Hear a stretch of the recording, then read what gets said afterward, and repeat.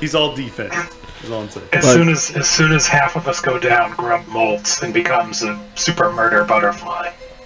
Grub is the hero we all need, to be honest. If he doesn't save us all in this campaign, it'll be a disappointment. It's very fair. Alright, so where we last left off, I mean, way months ago, you guys beat the Aslanti Empire, throne game, sailed out here for an all-expenses-paid trip to Elysium, this, brand new, state-of-the-art resort. You guys were kind of brought out here as, celebrity guests by the social media manager, Philip Kalsner, who is, this very, grinny, white-toothed, blonde-haired half-elf man. He's brought you out here, basically all expenses paid, along with a few other types of celebrities, including, some sports teams. A sports team that you guys actually saved from local raiders who, as they were fleeing, said something about, the station being haunted, or something like that. I believe their exact words were, as they peeled away from you guys in the fight, were, "Rot on that rock, maggots. May you join our mates what haunts its innards." Using very piratey dialect, despite this being many years in the future. Yeah, they were for sure chumps. So after you guys kind of rescued them, you came back in. The social media manager, Philip, did kind of elaborate as to what exactly is here, or what he wants you to promote. He wants you guys to promote this new app. It's the Elysium, it's called Keys to Elysium, and it's a virtual concierge for the hotel and resort.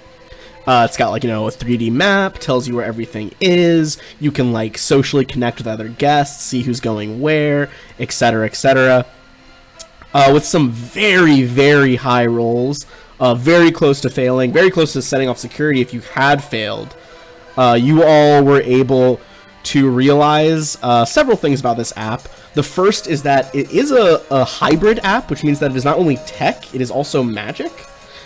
Which is weird in and of itself, because normally when apps are hybrid apps, they're very marketed as such. Check out the new gaming app that's got magic in it. But this, for whatever reason, no one's talked about the fact that it's magic. On an even higher success check, you guys figured out that there was some sort of, curse on the app. Not really sure exactly what it does, apart from the fact that it appears to be altering parts of the device's firmware to receive a constant low-grade signal. Now, I believe all of you have the app on your regular data pad, except for, was it Flack? Who has the fake data pad that you had an extra? Oh, no, yeah, I put that on a burner for sure. Yeah, you have a bunch of leftover ones from the last adventure. So we have one on a burner, and a few others on just your regular data pads. Yeah. So you guys kind of, explored a little bit. There's all sorts of stuff. I'll put you guys kind of on the map of the main level. Oh, that was loud. So this is kind of just the regular. I took the grid off so you can just kind of see it without annoying lines in the way. Big main floor of the resort. You guys have been all over the place. There's bars, there's rooms, there's individual holodeck suites, etc, etc. There's even a big park with a literal waterfall in space. That being said, though, there are several people there who are trying to make sure there are illicit substances afoot. You guys actually found a drug dealer, and after getting a good deal,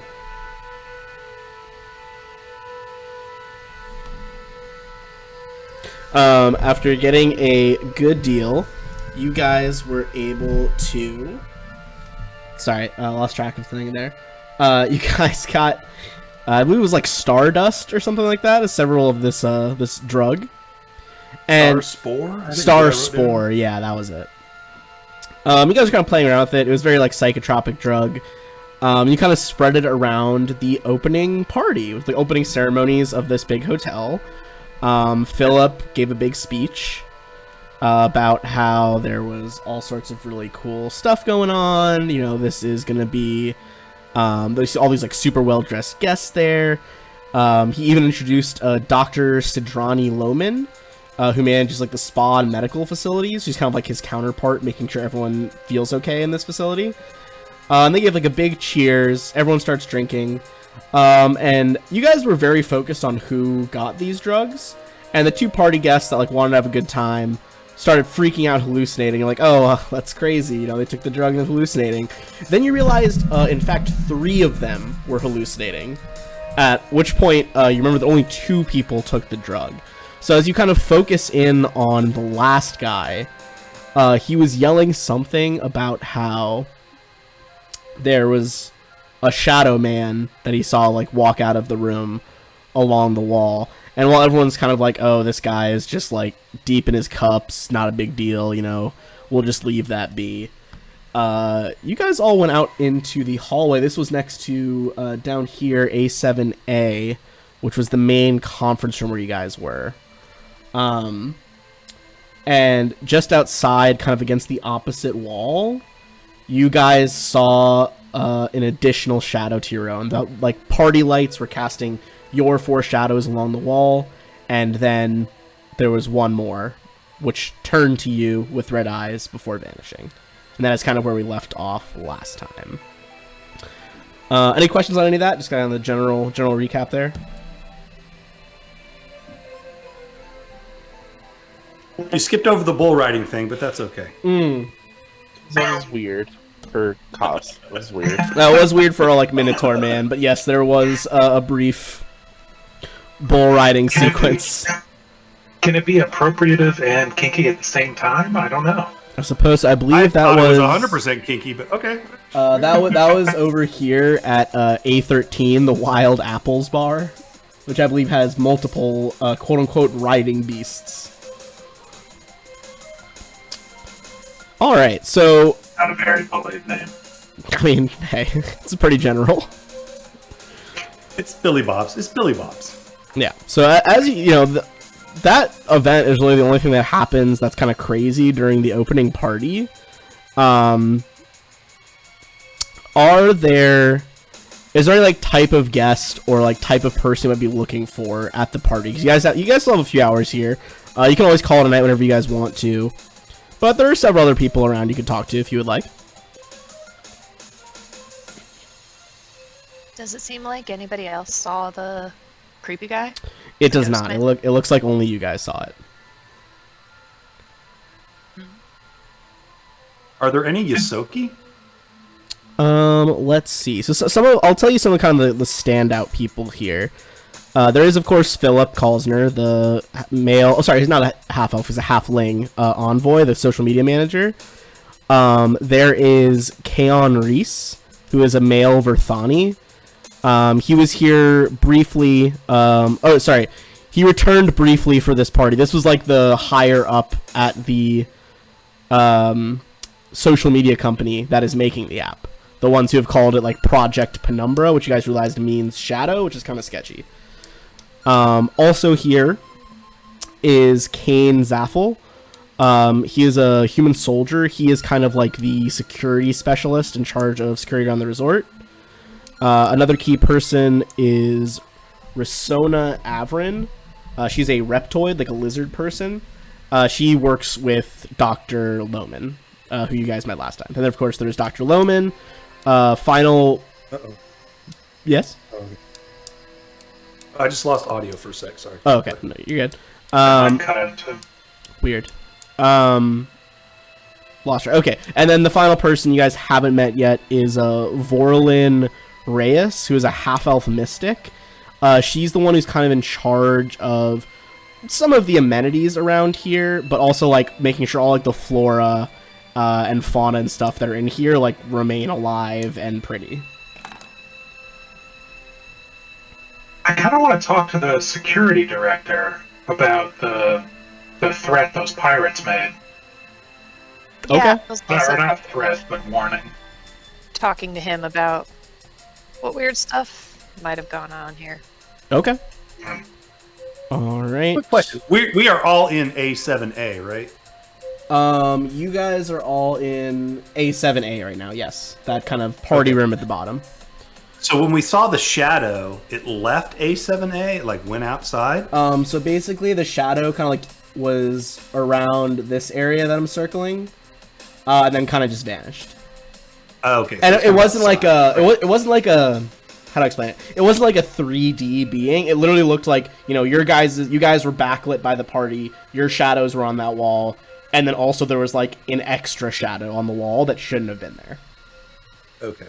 So more of like a 2D apparition, as opposed to like a full shadow being.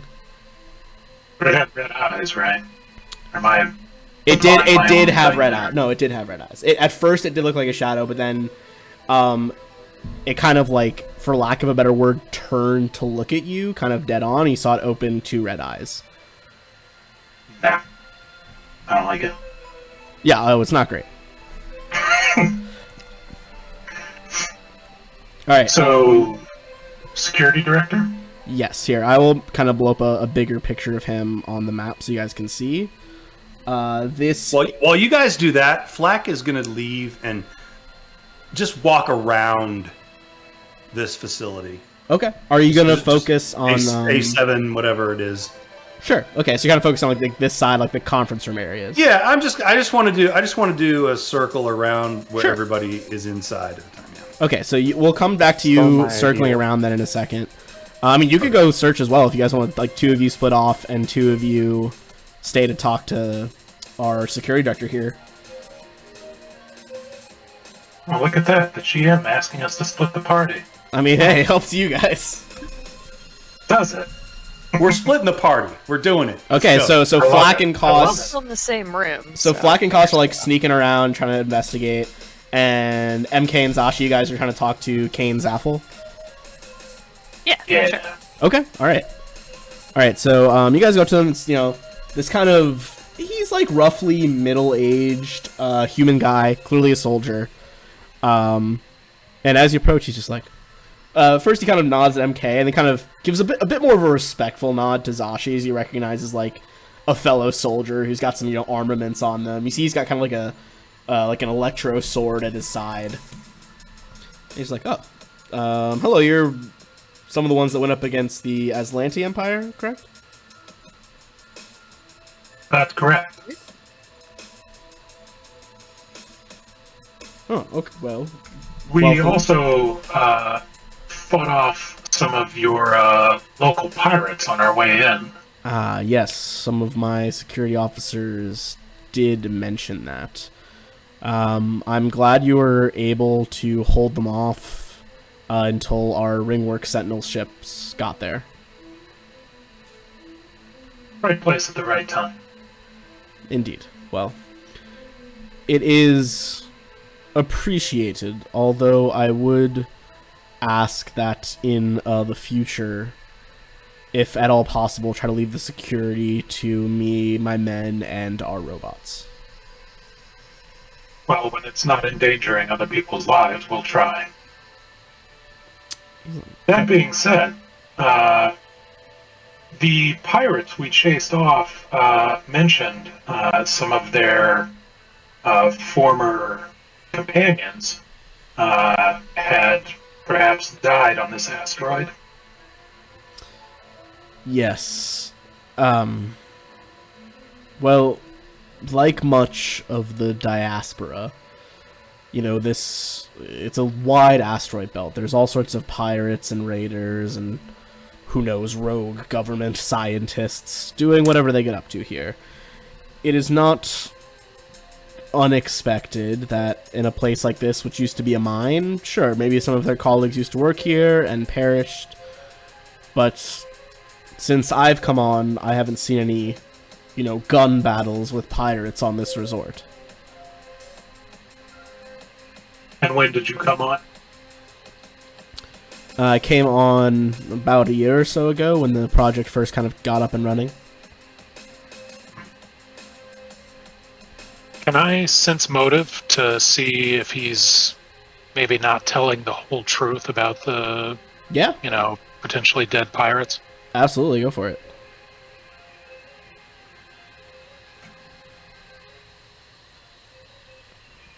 Ooh, 31, Ow. okay.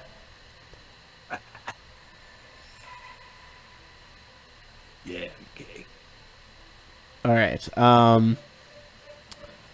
So, you sense that Kane Zaffel is, at the very least, a little begrudging right now. He doesn't like that a lot of the ships were really dealt with before his ships could get there and assist. Like, certainly not pleased about it. In terms of, like, the whole, like, haunted by their pirates thing, you think that he probably knows that people have indeed died on the station before a resort. You don't think he's lying that he didn't have anything to do with it, but, you know, he's, like, not telling everything about, you know, deaths on the station. Kind of like a nobody dies at Disney World type of thing. He's holding back that people have died here. Right. Shit. Have there been any deaths in the time since you started working here? I'm gonna say give me a diplomacy check on that. No. Because I think this is in the same vein as, like, gathering some information, and I think he would not immediately be ready to give this up. No, he's probably freaked out by my weird android face and my -1 diplomacy.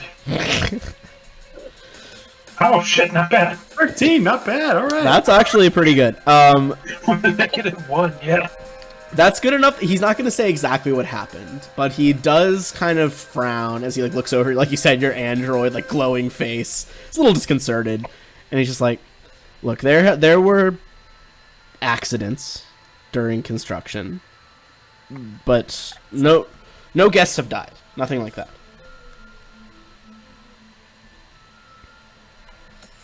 Are the mines still connected to the resort? The tunnels? He kind of frowns. He's like ghosts. I don't think so. Well, I mean, normally apparitions like that, I mean, that needs to be a very awful death, doesn't it? I don't really, I'm not a Pharasmite. I don't know really the ways of, he's kind of just babbling at this point. Yeah, sense motive. Yeah, sense motive. I think it's gonna be a very low DC. You definitely think he's a little nervous about something. Yeah, well, now that you said that, I'm gonna botch it. Oh, no, you absolutely nail it. Oh yeah, fucking Kane Zaffel, you know, he's like a groomed military officer, like, looks the part in that red, beautiful outfit. He looks, like, nervous that you guys brought this up. He does not look at ease in any way. You seem scared. Ridiculous. My crew and I have this station well in hand. We have security bots. We have, you know, personnel all under my direction. There's nothing to be nervous about now. I think someone's calling me. If you'll excuse me, I hope you have a wonderful stay at Elysium. Yep, you are scared as a whip, Skittermander. He kind of, like, you see, like, the briefest moment where he kind of blanches at that. Like, he's a little riled up that you called him that. But at the same time, he's nervous enough about this conversation that he still pieces out.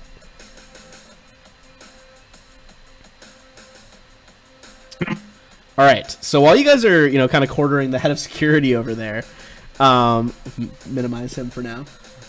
So Koss and MK, you guys are kind of just prowling around, like, these hallways and stuff? Well, I was just thinking, and Koss, you can chime in, but Or sorry, I was not just Koss, thinking we MK, take Koss like and a Flack. I was thinking maybe we just take like a, you know, a clockwise sort of circle around A7A, you know, Okay. kind of come around. I kind of had a different I don't idea, know. but we can Oh, do go that for too. Koss was more thinking. He's literal in this sense. Sure. He was going to walk around the room and look to see if anybody was missing a shadow. Oh, that's interesting. interesting. Okay. Well, let's do both. Why don't you Yeah, do I mean, that you can and totally I'll do take the perimeter. Okay, so let's start with Flack. Flack, go ahead and give me. I mean, you don't really need a stealth check. Like, you have every right to be around the party room right now. You're like, you were invited here, so I'm gonna say just give me a perception check as you kind of go around the outside of A7, or A7A, I guess, is the room you guys are in. Perception 17. Okay. All right. All right.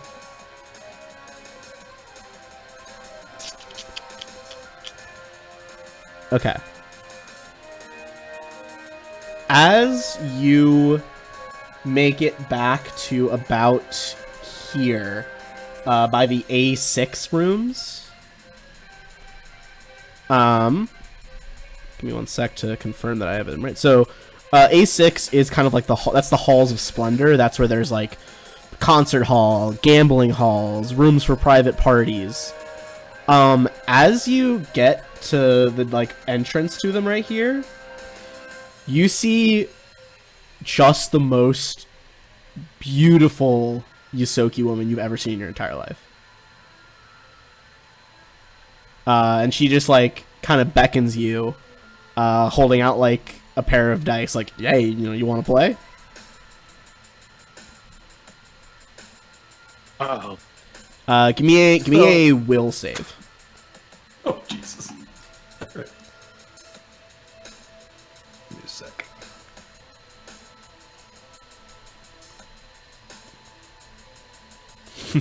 Where is my will save? Here we go. 16. Okay. You're like, "Hey, I'm at a fucking casino resort. Like, why not? Let's go gamble." And you leave to go gamble for a little bit with this woman. We're gonna come back to that. Okay. Come back to that in a hot minute. Koss. Oh no, we split the split.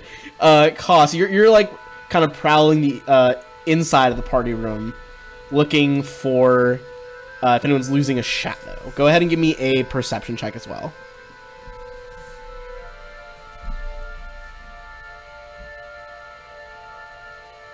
Nice.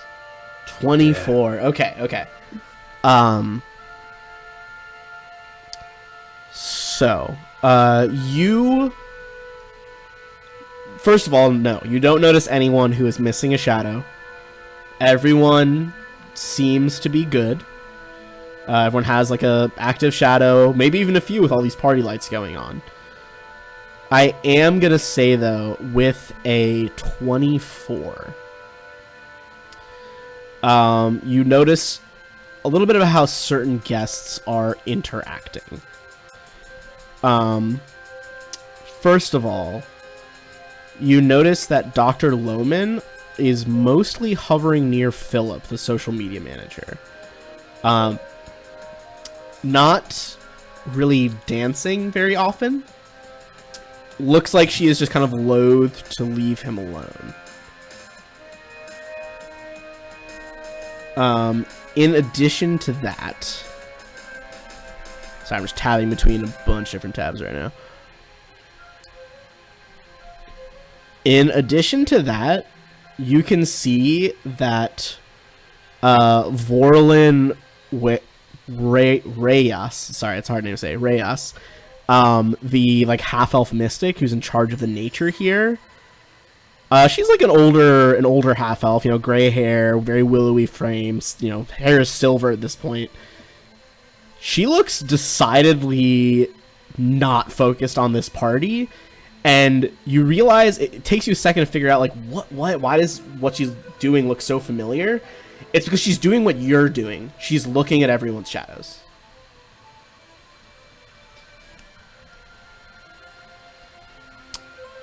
Yeah, so that's what you noticed. Do you do anything with that information? A lot. A lot. Because I was gonna go to the doctor first, but now she's copying me, and she just doesn't know it. So, Oh yeah. He's gonna walk towards good old botanist. Yep. And He's not good at charisma. He will say lots of moving what? Lots of moving lights at parties. It's very hard to keep track of things. I don't like it. She kind of like jumps as you approach. Ooh, do I have any ready half elves from Starfinder? This is the closest I have to a regular. Imagine this, but her hair has gone silver. She's much older than this now. And she's just like, you scared me. I don't I believe get that a lot. I don't believe I've had the pleasure of your acquaintance.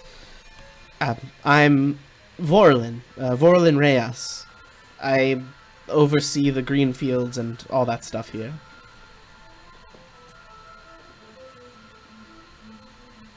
Nice to meet you. He says it like this too. Nice to meet you. She's like, I'm Koss. yes, Sorry, nice to I meet you. I don't like talking to new people. It's alright, I prefer spending most of my time with my plants, if I'm being honest. You said something about the lights? What were you saying about the lights? Just a lot of moving shadows. It's like they're looking at you, aren't they?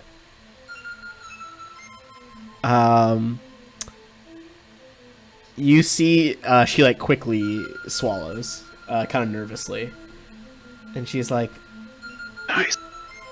It does seem like that sometimes. Do you think the shadows are? She kind of looks around awkwardly, clearly like embarrassed that she's even saying this. She's like, do you think that the shadows are looking at you?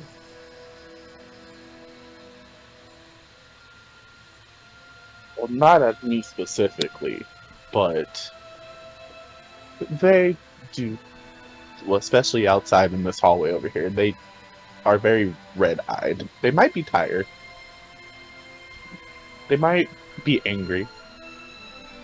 Lots of things red eyes can mean, especially from a shadow.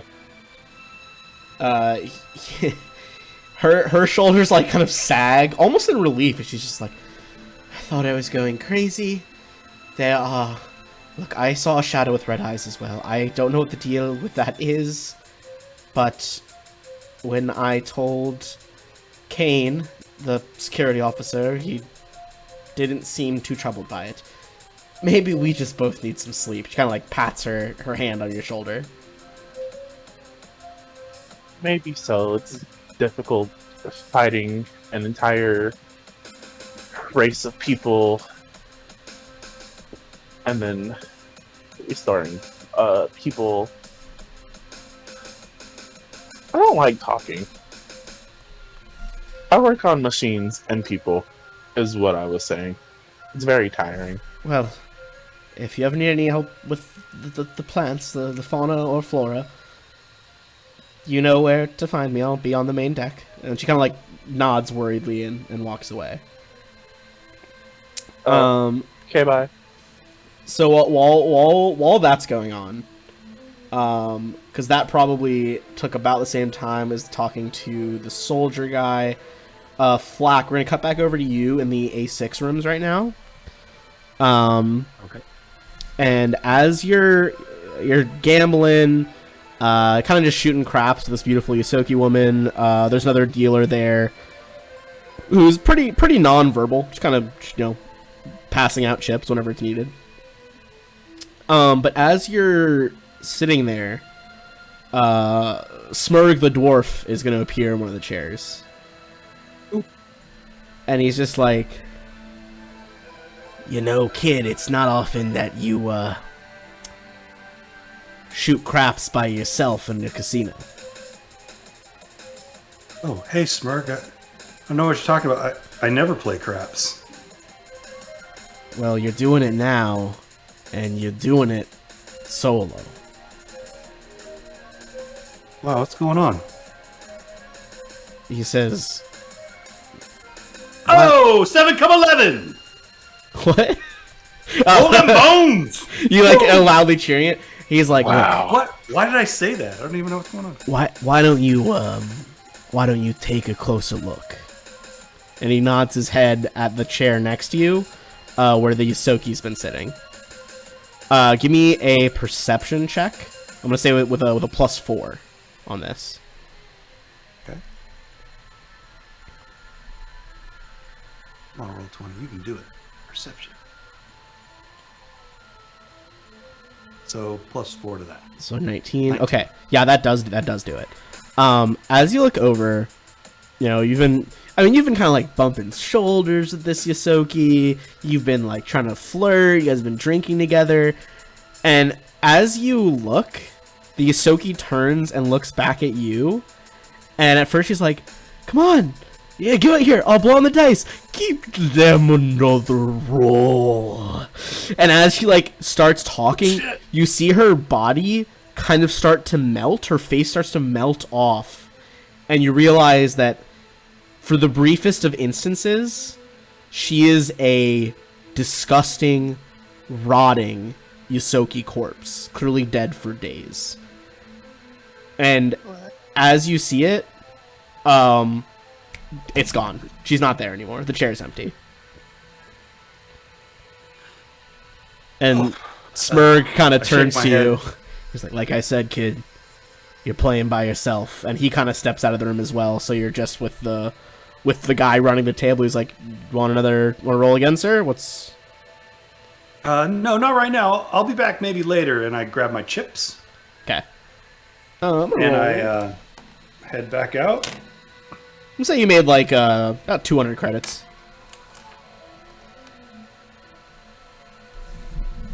All right. He just kind of shrugs, waves you off. So that's weird in a couple of ways. Because Flack isn't entirely heterosexual. Yeah, I mean, fair. Or hetero-yosokial. Heterosokial. But But he was the enticed. question is, He was there. Yeah, I Interesting. mean, you still have to make a will save. Another one? No, I'm saying like, you still had to make that will save. Oh, yeah. Despite Right, the, yeah, the sure. content. Okay. So, is there... Do you guys kind of like reconvene after that, I assume? Or is anyone else trying to make some moves at this party? Well, I suppose that Flack kind of stumbles out of A6 and realizes he never made it kind of around what he wanted to do. Sure. And so he still wants to sort of take a circle around A7A and Okay. look at the shadows and just see if there's anything weird going on. Yeah, I'll say give me one more perception check here as you kind of circle around. Why do I keep closing my character sheet? Because I'm an idiot.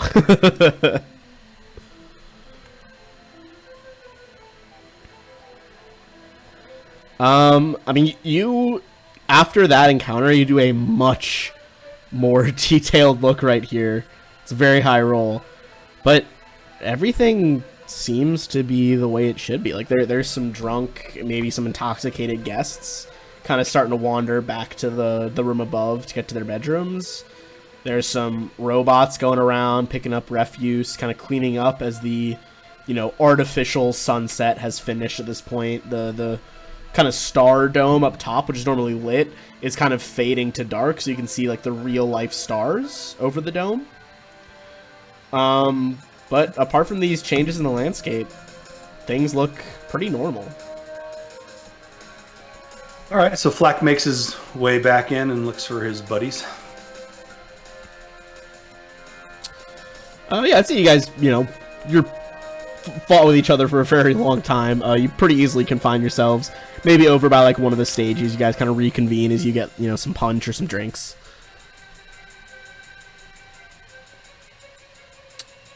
What do you guys say to each other? But I was muted that whole time. Sorry. We talked to the security director, and we talked to the groundskeeper, for lack of a better word. Yeah, like the kind of like the fancy groundskeeper, essentially. Yeah, the horticulturalist. Mm-hmm. I I think they call her like a Xeno warden or something. Oh, nice. Okay.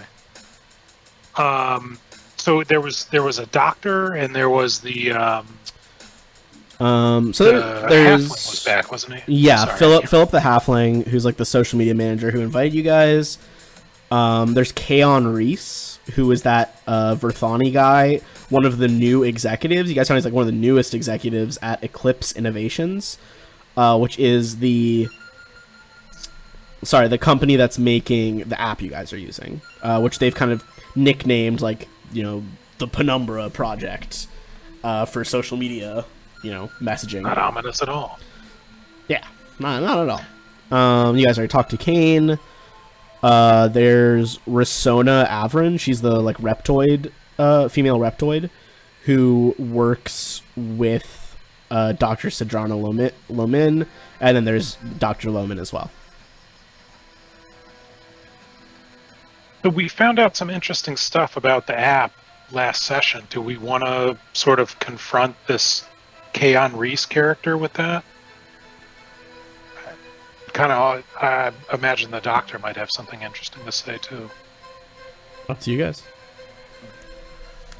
What do you guys Do think? it. Yeah, do it. Was gonna go talk to the doctor, but he realized how much he doesn't want to talk to people. So That's about my bandwidth at parties too. I got about one in me, and then I'm It's fair. yeah. Oh, where's our captain? Diane, come on! All right. So let's see. Why don't we talk to the doctor first, and then we'll try to catch. Because I mean, I also don't super want to tip our hand as far as knowing more about the app than they've publicly released. Yeah. Yeah, I feel like fair. we're going around. and Maybe we couch it with like, how do you use this thing? What is this supposed to do? Like, show me the ins and outs. I don't know. Maybe like start with some basic questions, like we don't know what we're doing, like we're kind of dumb. I could ask those. Okay. So How do you Think make this can thing play work? dumb? yeah, so if you guys want to talk to her, you remember that she was introduced by Philip as Dr. Sidrana Lomin, who manages our spa and medical facilities. She is my counterpart in making sure everything is just right for you. It was kind of her brief introduction. Yeah. We probably shouldn't all like surround her. Maybe And here, I'll put her maybe, back on the some, map. Some of us break Get her. off and like Okay, do a Cass, little whole person. dancing. Where's the dance hall? Where's the dance floor? Is there some disco kind of going on? Oh yeah, that kind of central circular silver area is very much a dance floor. Here, I'm just going to blow her picture up a little bit so you guys can see. That's Dr. Sidrani. Sidrani Lomin, I should say. All right.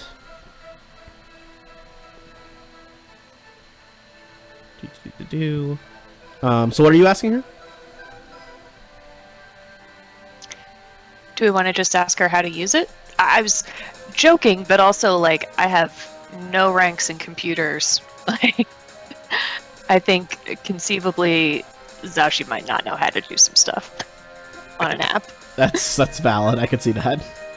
I mean, do we want to? I mean, I think we're just trying to sort of get her talking, right? So that might be the best way to go. Like, what does this app do? How do you get over here? What does this mean? And, Yeah.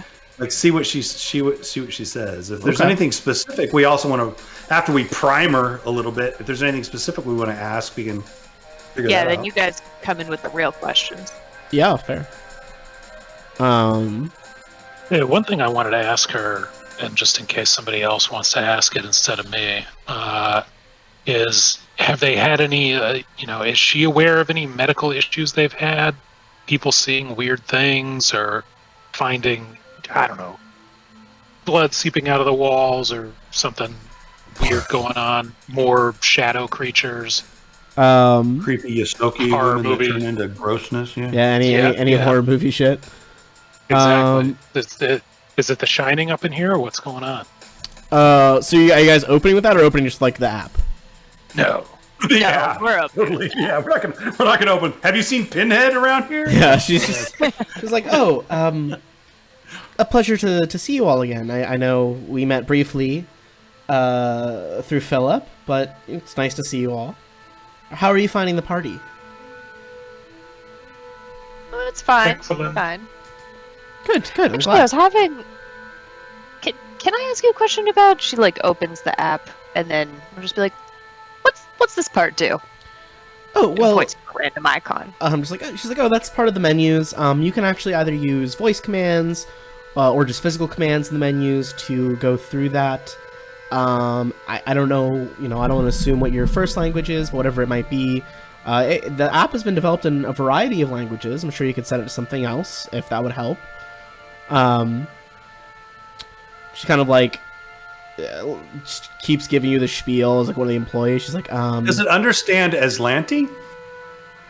She kind of frowns at that. She's like, well, Aslanti's not a very common tongue. No, I'm just asking. We've been around. We've seen some things. I'm just interested. Yes, I mean, I've heard of your adventures within the borders of the Aslant Empire, the Aslant Star Empire, but no, it hasn't been developed with that in mind. Okay, what about like Akatonian? Does it understand Akatonian? It probably understands Akatonian. Ah, perfect. Okay, I'll yeah. start Sorry to shouting interrupt. at Sorry it. to interrupt. It's like, as to some of those menu options you were pointing at, it controls some of the amenities. Let's say you're in one of our hot tubs, you could like control the temperature from it. You could tag other friends, other guests as your friends, so you could, follow them. Not follow them. It makes it sound creepy. Maybe meet up for drinks. You can block some of them too if you maybe meet someone that you Don't want to see them. Yeah, if you don't quite click with them, it happens, as in any vacation. But really, I mean, I know a lot of it isn't really new to a lot of modern communication devices, but all of it's been really contextualized for the resort and its features. She's like, here, she kind of like taps your your data pad a few times, and this like 3D hologram of the top, middle, which is the floor you're on right now, and the bottom floor kind of like materializes. She's like, look, you can even see like a 3D map of where you are right now. Huh. I will look down at the floor around my feet. Okay. Seems accurate. Seems like an accurate map. Question: is it when it shows the location? Does it show the location of the person or the data pad? She kind of frowns at. She's like, I mean, the data pad. You would need some sort of, I guess, implant or to be monitored at all times via security monitors to know otherwise. It's just yes. Alright, just wondering, like what's going on with all the technology. This is really cool. I mean, if you and your friends are worried about getting lost, my coworker, she specializes. She kind of looks around. She's like, oh, she's over on the other side of the room there. Risona Avron. She specializes in augmentations. So, maybe if you guys needed some sort of tracking device for each other, I'm sure she could implant one.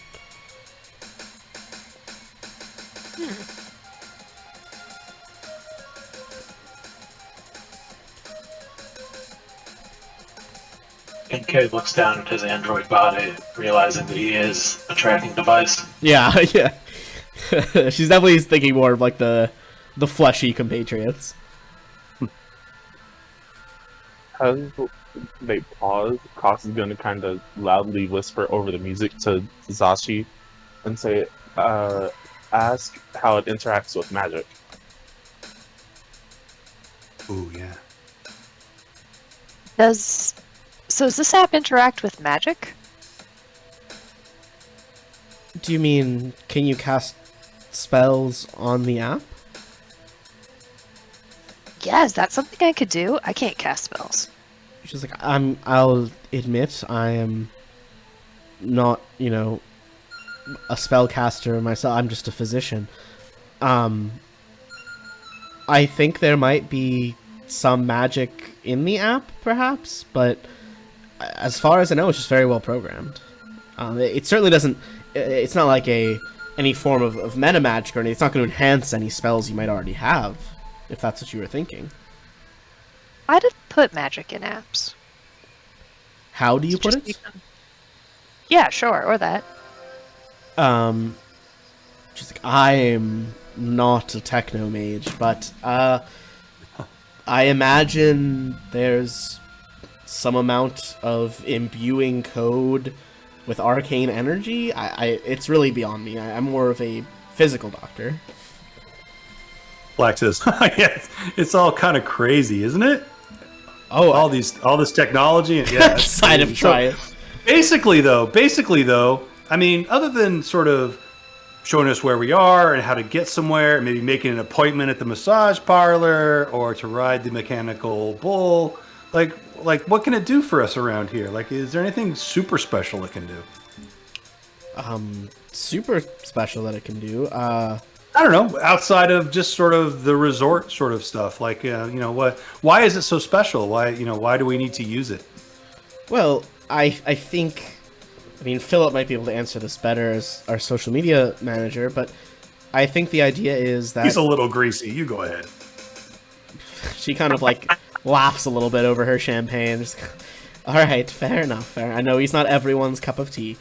I mean, it's really just that it's so customized for the Elysium Resort. I mean, go into any of our, areas and you could control things from the app. Like if you went to one of our hollow rooms, you could use the app to pick a movie and project it straight to the room without needing to, rent a hollow disc or anything like that. You could adjust the spa temperature. You could order food to your room. You could...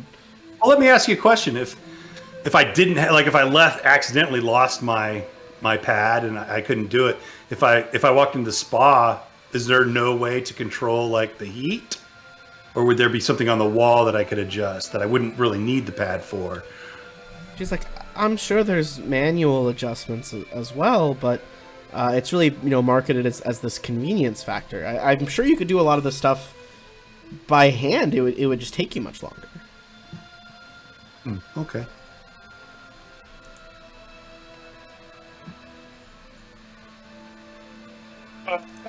The medical physician, as you keep reminding us, are you responsible for the health and well-being of the staff here? Yes, I am responsible for the health and well-being of the staff, of the guests, all of it. Have any of the guests or the staff reported any kind of,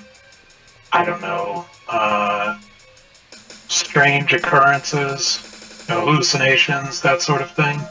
Perhaps they haven't been sleeping well or had too much to drink.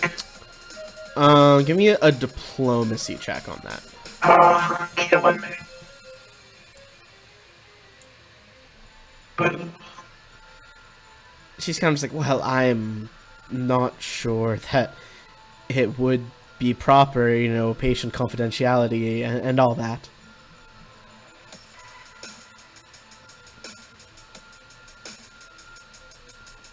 MK lights up as he furiously flips through his spellbook.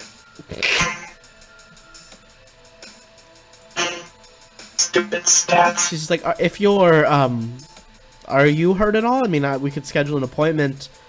I must admit, I left some of another one of my lab techs down in my office because, this is my night off too. She gestures at the champagne. She's like, I wasn't expecting to treat anyone, but we can make an appointment for tomorrow if you would prefer that I treat you over a lab tech.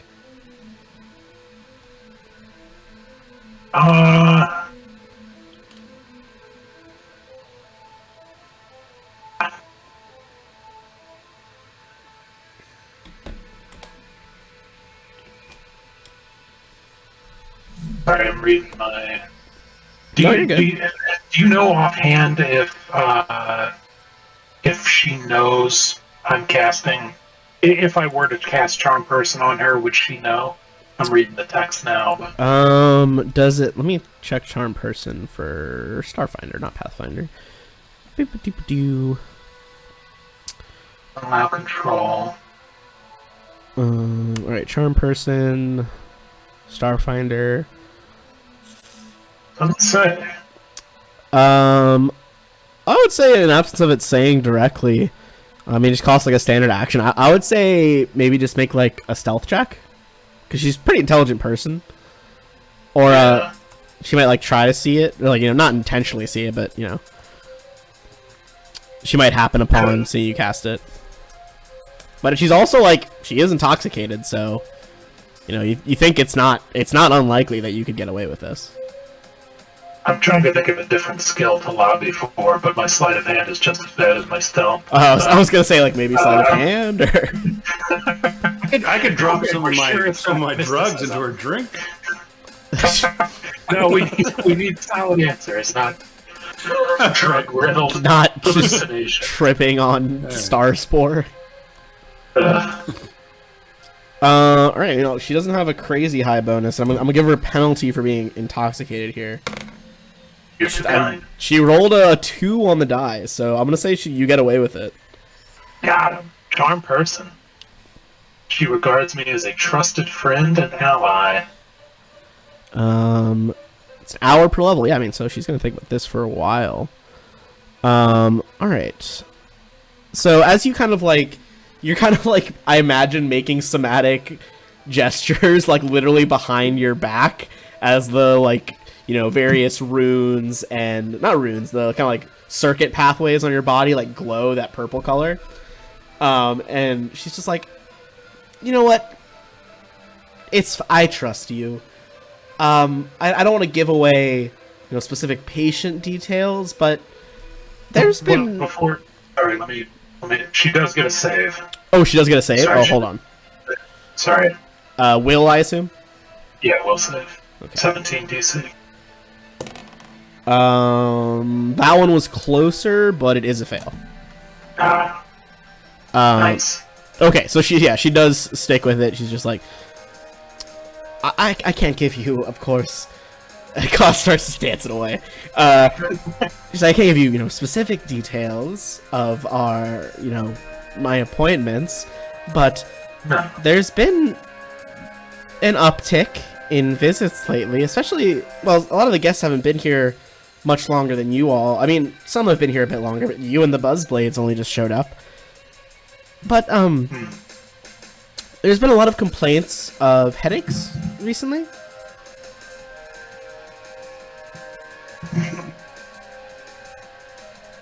I mean, to be honest, I've been putting it down to stress. You know, the first guests only really started arriving a couple weeks ago at this point.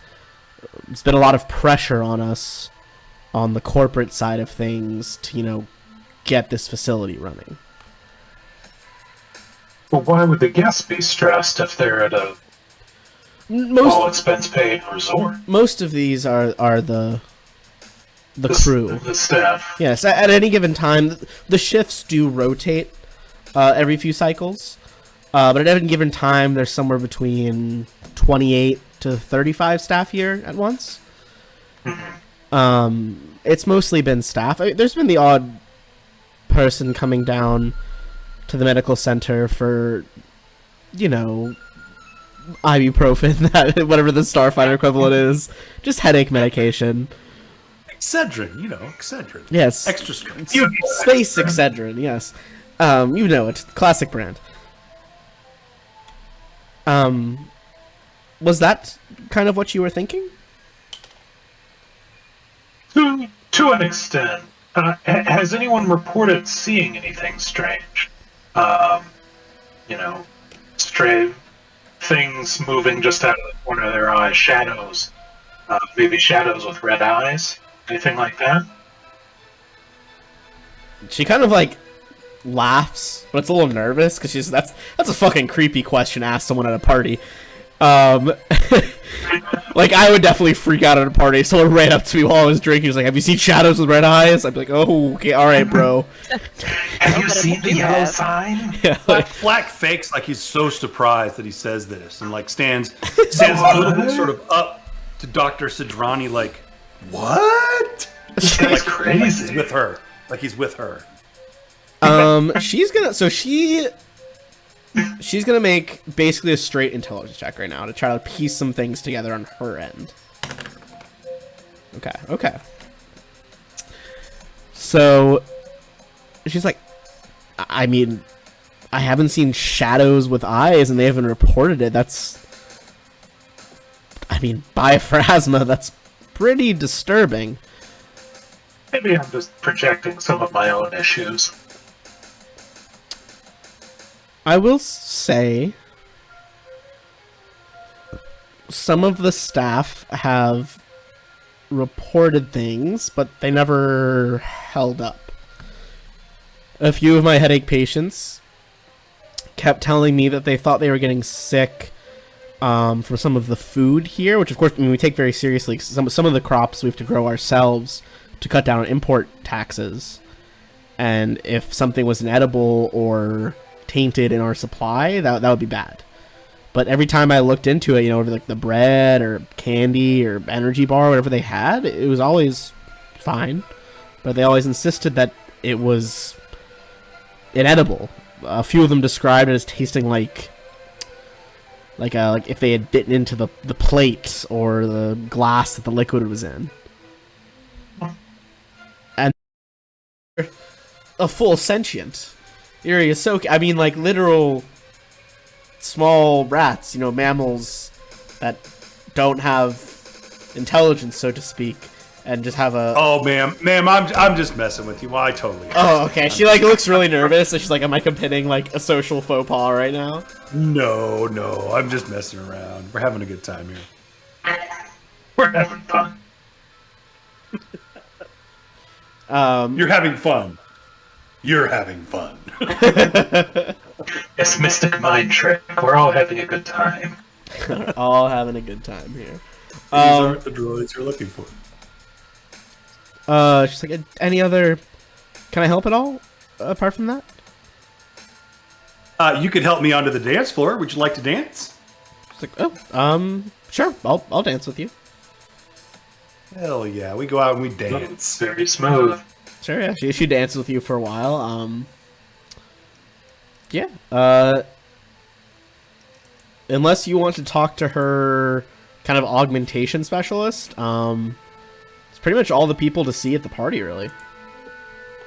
I mean, can I head over to that augmentation specialist and just get a quote for some night vision eyeballs? Sure. Don't we still have those? I think don't you have do. some?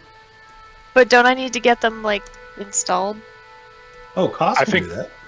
Yeah, I think we talked about that on the Discord. Some of it, Koss yeah. suggested that. Yeah, either he could do it or Koss is in the dance circle. Or a lot of the price of doing it is the price of the dark vision capacitors or what have you, which you already have. So basically, she should just be putting them in for Okay. you. Never mind then. I forgot that we actually had them. Yeah. Gotta scoop them eyeballs out and plug those in. Yeah, for sure. Yeah, there's a reason Zashi hasn't gone through with it yet, I guess. All right, fair enough. You can just do one eye flavored as that. It's fine. Cost did it twice. You'll be fine. Terminator It status. doesn't hurt that much. They operate by sending out low-powered ultraviolet lasers. Yeah, it's awesome. Laser eyes. It's pretty rad. It's pretty Fall fucking line. rad. Alright. Cool. So if you don't want to go talk to her then, I'm gonna say you guys can get a good night's sleep here. Be ready for the next day. It tells me it's not gonna be a good night's sleep. We'll see. All right. Except for the shadow monsters. Black dances really, really late into the late night, early morning with Dr. Sidrani, and but doesn't get any kisses or anything. Just just kind of makes some moves. Just to he's liking Dr. Sidrani. All right. So, as you guys are waking up the next morning, I'm gonna need everybody to make a will save. Oh no! Wow. MK, you're fine. Oh no! Okay. Cost is fine. Oh. Nice. Oh, Oh, Zashi. Zashi is fine as well. Okay. Cool. So only Flack is gonna fail here. Late night dancing. The late night dancing, might have got you. So that doesn't. How shall I put this? It's not directly affecting you right now. It'll have repercussions later. Everything's fine. Yeah. I will say you do. Great. Even those of you who pass, all of you do kind of wake up the next morning, with kind of just like a very discombobulated sense of your own emotions. Like, some of you wake up and you feel like you have this kind of like, righteous anger inside, and you're just like, what the fuck am I, what is this righteous anger coming from? I'm not actually angry at anyone. Some of you wake up and just have this like moment of like just deepest melancholy where you're just like, don't even want to get out of bed. And it passes, very quickly, and you feel fine after that. And some of you might even wake up just feeling like absolutely, euphoric, just as if this is like the best fucking night's sleep you've ever had. So this is like regular life. Sometimes you wake up fucking angry. I guess. All right. Yeah. Sometimes Fair you wake up enough. melancholy. I get it. I'm down. But they're heightened. They're heightened is the point. You're like super melancholy. Yeah. Like- It depends on if you're taking your meds or not. Yeah. Fair enough. Like we're talking beyond Monday levels of melancholy. Like very melancholy. Okay. We don't have a case of the Mondays. We're all right. No, you wake up and you're just like, is existence meaningless type of shit. Like you're just like a full-on existential crisis. Existence is Wait, pain. how is that different than any? Rough. Oh man. All right. Take this all off. Fuck it. All right. So that being said, do you guys have anything? It's kind of a bit sandboxy right now, but is there anything you want to be doing on the station right now? Well, Flack would like to, I don't know, maybe like after we get up on our way to breakfast or something, pull MK aside. Okay. Hey, MK, come here for a sec, man. So I had this Yes, weird Black, how can I help? Yeah, so I had this weird experience last night. So you know how I went I out to don't sort of have just any walk- antibiotics. I'll keep that in mind because I may need some later. But anyway, so as I was going out to do sort of a perimeter scan, I just, for some reason, and I don't know why, it's not something I normally do, but I got enticed into do some gambling. And there was this really beautiful Yosoki woman.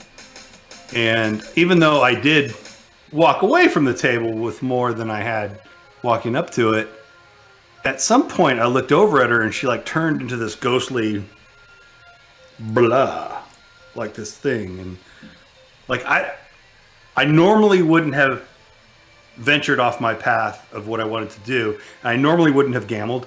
I normally wouldn't have been enticed by a Yosoki woman. And so I'm a little freaked out. I don't know what happened. I don't know if I was drinking something or some of those drugs passed off on my hand as I dropped them into others' drinks. but I just wanted to let you know that I think there's some weird shit going on around here, man. I agree. I also think we should probably not be handing out drugs to people in the future, just to avoid things like this. Can I do like a? Can I do like a medicine check? That's a shit one for me. Or mysticism based on what he's described to see if it. I would say this is gonna be more of a mysticism check.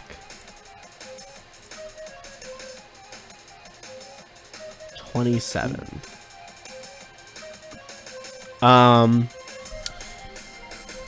You would think without more information to go off of, it's pretty hard to narrow down. Like, was this an illusion spell cast by like a hostile force, maybe coupled with some sort of, mind altering spell to entice him in?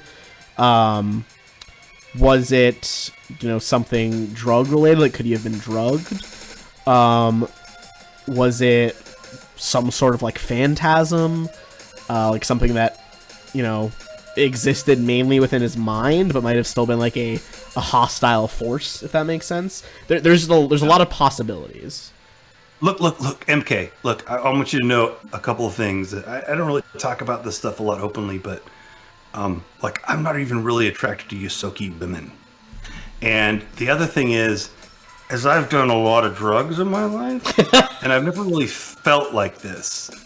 I've been around. I grew up on in a big city, in a crazy town, and I've been on a lot of crews. And I just want you to know, like, I've never felt this way before, and I normally wouldn't have acted in this way.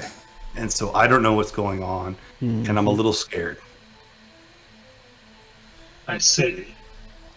With that mysticism check, would I have gotten any sort of sense of something affecting him? Like a psychological effect or a magical I would say, yeah, as you especially if he gives you those explanations. Yeah. I would say you would know that his mind was definitely touched by something. I would say you would narrow it down to kind of, let's say, 3 possibilities. Possibility 1, some sort of, will-saving magic, like illusion stuff. Possibility 2, perhaps some sort of phantasm, which is kind of like almost like a haunt in Pathfinder, kind of like something that's like related to ghosty type things, but people experience it as real. Or possibility 3, something to do with like telepathy, like someone using telepathy to affect how his sensory receptors are seeing things. Okay. Well, I will relay my thoughts to Flack. I think it could be a number of things, if it's anything. It could be a telepathic suggestion of some kind. It could be a phantasmal suggestion, some sort of malevolent spirit. It could be a number of other things, an actual spell that someone cast on you that you didn't realize was happening. I think the takeaway is there's more going on here than we realize, and it may not all be to our benefit. Yeah, I think you're absolutely right. I think we need to not split up anymore. We need to stick together and watch each other. I'm a little afraid of what I might do, or what, because I was totally into it at the moment, right? Okay. So we need to watch each other's back. What Can did you cast detect magic on him? Yeah, you can cast detect magic on. Just to see if there's any lingering effect or anything. You kind of scan him with that detect magic. It doesn't seem to be any lingering effects. Well, Flack, the good news is I do have a Miss Maggie muffin on me. I don't know if that pings his magic. but maybe like a very low level magic. I was gonna say, I assume that just blinds all other magical auras. Oh, it just has a strong Coming aura, off just the flag overshadows it. Yeah. No, you'd be It's a able to. magical cloaking device. Yeah, you'd be able to. Any magic items on you, you'd kind of narrow down as those individual objects. Doesn't seem to be any, any lingering enchantment or like illusion effects. Okay. Well, I'll also tell Flack that he's clear in that respect. I do agree we should tell the others that we shouldn't split up anymore. I will keep the rest of our discussion confidential. Okay. Okay, thank you. Triune's blessings upon you. All right. I'm excited and to try upon them you. again. Just And confess. also with you. Do you follow him out of your room? Yeah, I'll follow him. Okay. I can't remember whose room we were in. This is gonna be. I think he went to your room, or he went to go see you. So I assumed like your bedroom. Just MK. Give me a perception check. Roll high. Yeah. I don't know. Highest stat. Okay. You swear you hear the faintest like as if air is leaking. And you look at your window, which is like a direct view screen into space, and you swear you start to see a little spiderweb of cracks starting to go across it. What do you do? Does the door to the room look like it will hold if we lose the seal in here? Like if you went out into the hallway? Yeah, like if we shut the door, would it confine the leak? I'd say yeah, you'd be pretty confident that it would. Okay. I will try to shove Flack out the door and seal it. Okay. You kind of push Flack. Flack, you kind of stumble forward as you weren't expecting this. You look around to see MK kind of like whirl around, hit the close I got a button. breach! Now that he's done this and you've Black turned pulls around, out his Corona pistol and points it behind. Just, what's going on? give me a perception check as Flack. Got it. As you like look back through the door. No. That's almost funnier. The door. I'm gonna say the door window is a little too tall for you. So, being the trusting companion that you are, you just take him at the word for it and think that yeah, there's a breach in that room. It could vent at any Yeah, second. no. I'm sure he's a 100%. Yeah. I will say into my comm link that there's a breach in this room, and then wonder to myself why I didn't also step out of the room so that I was not trapped in here with the breach. Oh, I thought you did step out. Did you stay inside? Motion. Oh, good. Okay. Yeah. No, well, I- then yeah. step Roll out with me? I thought you like pushed Yeah, him no, I out, did. spun around, It and doesn't then sealed matter. it. It doesn't matter to MK. So listening at the door, do we hear like a sucking sound? Like we hear whoosh, or we hear anything? So, Flack, you don't hear anything, but you're like very invested in this now. You think that he's got to be right. MK's got to be right. MK, Yeah, well, okay, it's I need you to give me a will save. Oh, Is there like Jesus. a fire alarm for vault breaches that I can hit? There is like a station fire alarm next to you. Yeah, like Floss in Paradise. They have like bomb alarms and whatever. Exactly. Okay. 24 in this case is enough. As you hope so. go to hit like pull the alarm, which is it's really just like a disaster alarm. It could be breach, or actual fire in the station, which would be very deadly in an oxygen-rich environment. You look back in your room at the window, which was starting to spiderweb. It's fine. Dude. There's nothing in there. You like kind of press your ear to the door, and you don't even hear like the telltale like of like atmosphere leaking. Can Flack sees this too. I mean, you can see your friend looking back in, looking kind of confused now. I look in as well, and I say, "What happened, man?" Yeah, I'd say at this point, now that we're not like in imminent rolls going on right now. I think, Flack, you don't need a perception check at this point. You look in and you can see that the windows are fine. Dude, what did you see? I What thought did you hear? the window had a crack. I thought there was a breach of the life support system. I want to roll something on my own here. Okay. Do you want to whisper it to me? Confused. No, I don't need to whisper. Oh, okay. it. Go for it. I just wanted to, yeah, dude. I think there's some shit going on here, Okay, he's and confused. it is not. We don't know exactly what's going on, and we're seeing different things. We're seeing things that aren't there. We're seeing things that are there and then disappear. We're seeing shadows that exist and don't exist. Something weird is going on in this place. I think you're right. We should tell the others. We definitely need to tell the others. We need to get them quick All right. because we don't know what could happen. I think you guys pretty. I mean, I imagine they gave you guys, rooms pretty immediately right next to each other. So you kind of gathered the troops pretty quick. Fill them in on this latest strangeness. What do you guys think? Koss, Zashi? That's super weird.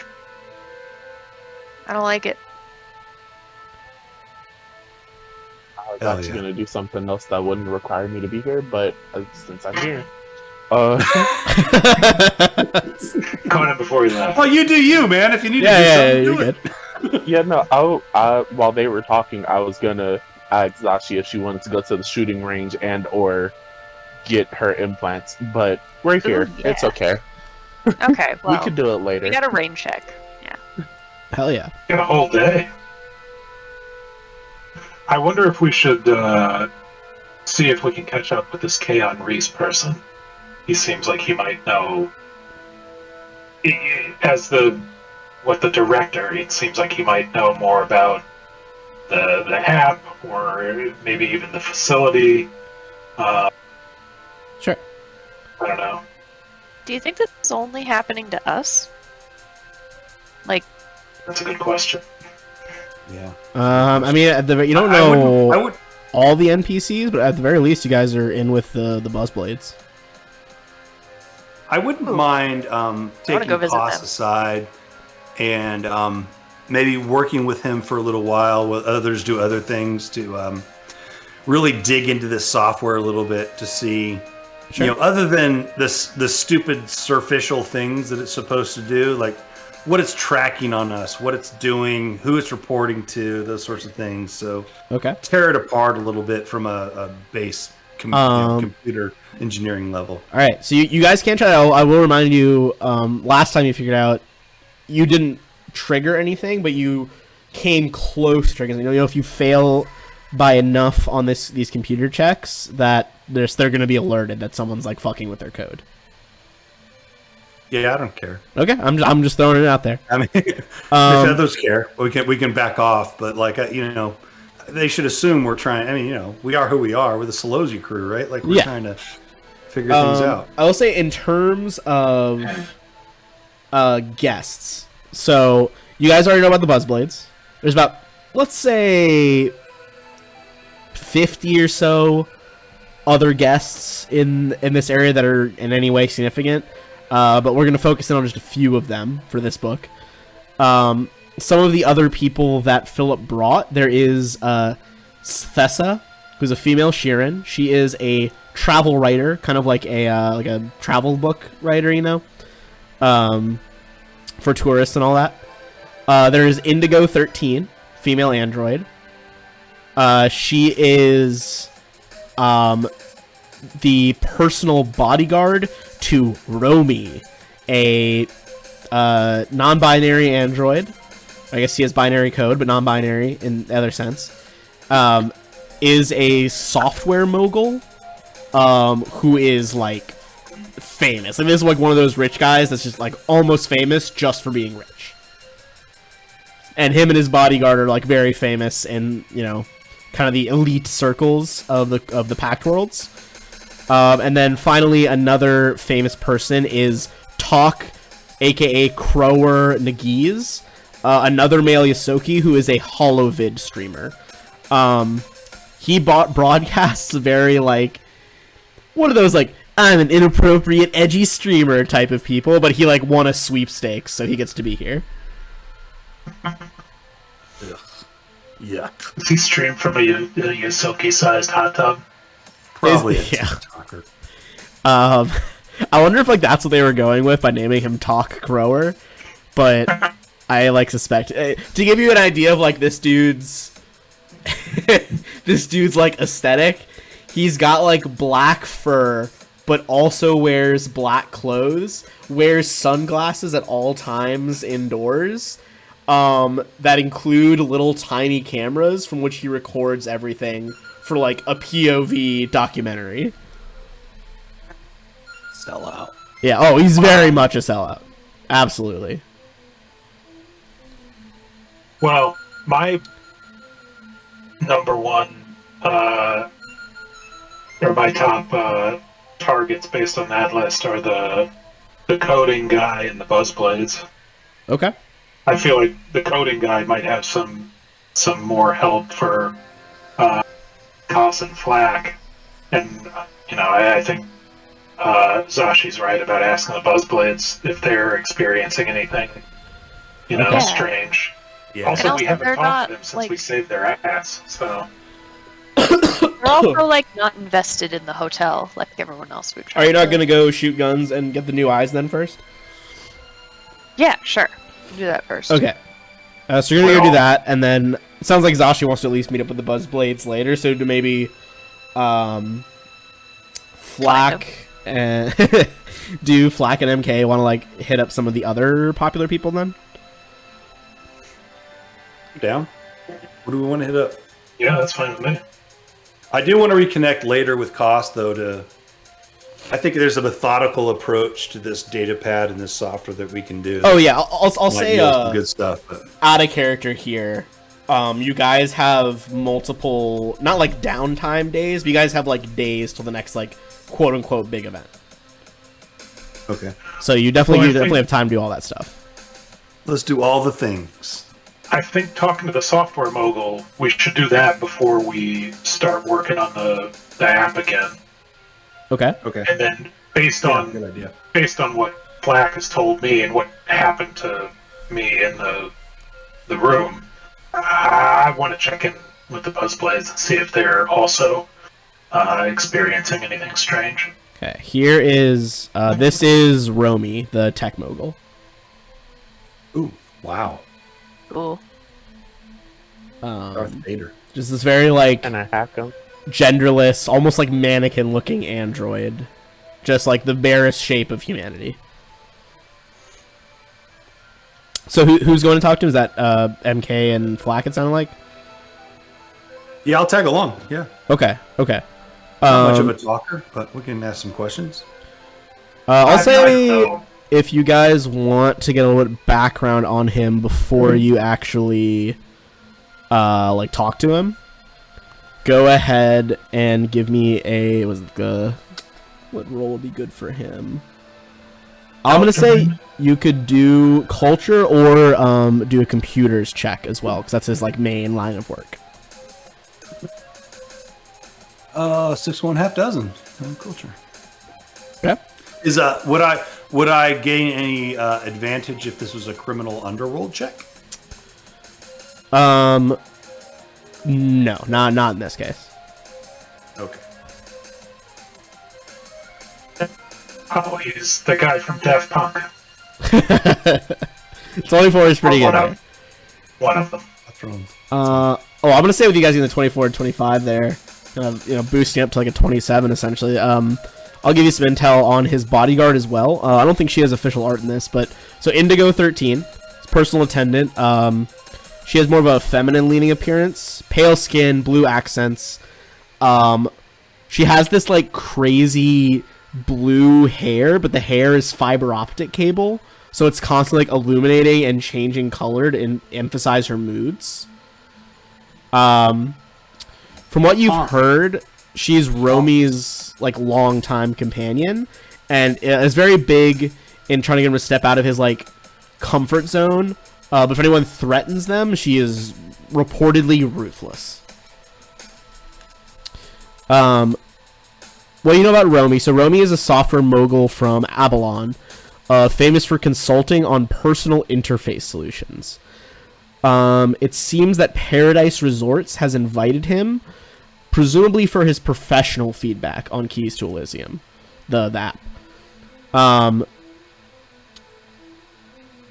So one thing that stands out to you as you approach him as well, I'm going to give you some more details, but this is important, is that he's looking at the app over Indigo 13's shoulder. It seems he has been allowed to abstain from downloading it. Interesting. Outside of that, you guys know that he is very much like a very intellectually curious android who often displays very few emotional responses, relying on Indigo 13 to kind of navigate the social scene.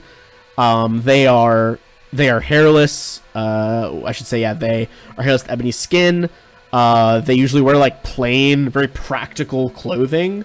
Sometimes even going barefoot. Like they basically like this body is just here to ferry around my intellect. Like that's its whole purpose. So a good foil for MK, and yeah, I got it. We're good. So as you approach Indigo 13, she's just like, "Look, Romy, you know, some of our fellow influencer guests are here." Romy, they kind of turn around and it's like, yes. It is a kind of looks over at Indigo and she like does like a go on hand gesture. A pleasure to meet you both. It is a pleasure to meet you as well. Always nice to see another Avalonian outside of the Flash system. comes up right up and grabs his hand and shakes it. Goes over to Indigo, grabs hand and shakes it. Hey, how you doing? We're kind of new here. We're just trying to figure things out. You guys look. Oh wow! Hey, I love how you look. Romy is just like staring at his hand clasped in your hand. You see Indigo 13. She's like trying to hold back a laugh as she looks at Romy. They are just baffled by this social interaction. They're just like, Is Indigo 13 an android as well? yeah, she's an android. Presents herself as female. Romy, they are like this agender android. Okay. But yeah, she's kind of laughing at the situation. Yeah, how you guys doing? You guys enjoying this place? It's kind of crazy, right? Have you guys seen anything weird? Weird. Sorry. Somebody caught my throat there. It's like, weird. Explain. I'm intrigued. You're not normal. Weird. You know what I'm saying? Indigo's just like we've been having fun. I've been trying to get him to have fun. But I think he knows what weird means, but they know what weird means. They look interested in what this is her talking. She's like, they want to know what you mean by weird. What have you seen that's weird? Oh, all sorts of things. I mean, this place is crazy. What have you seen? Yeah, what have you seen? They kind of frown at you like, I had thought my optical subroutines needed to be recalibrated, but I saw what appeared to be a giant moth entering a ventilation shaft. Yeah, things like that, like shadows and moths, man. Have you guys seen anything else? As they Anything say in this, particular? as they say this, Indigo kind of turns to look at them, and she's just like, "What? What are you talking about, Romy? That's insane." Romy's like, "It is not insane. After careful analysis, I don't think it's insane."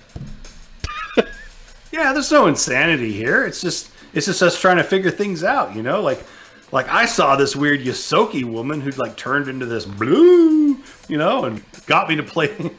I won 200 gold or credits, but at the end of the day, Romy is just like, at the end of the please. day, some weird stuff is going on here, right? So like, what do we Please need to describe do? describe blue. What do you mean? I am unfamiliar. You know, blah, blah, blah. And it goes like, I think they mean it was just like something, weird or creepy. Ah, of course, yes.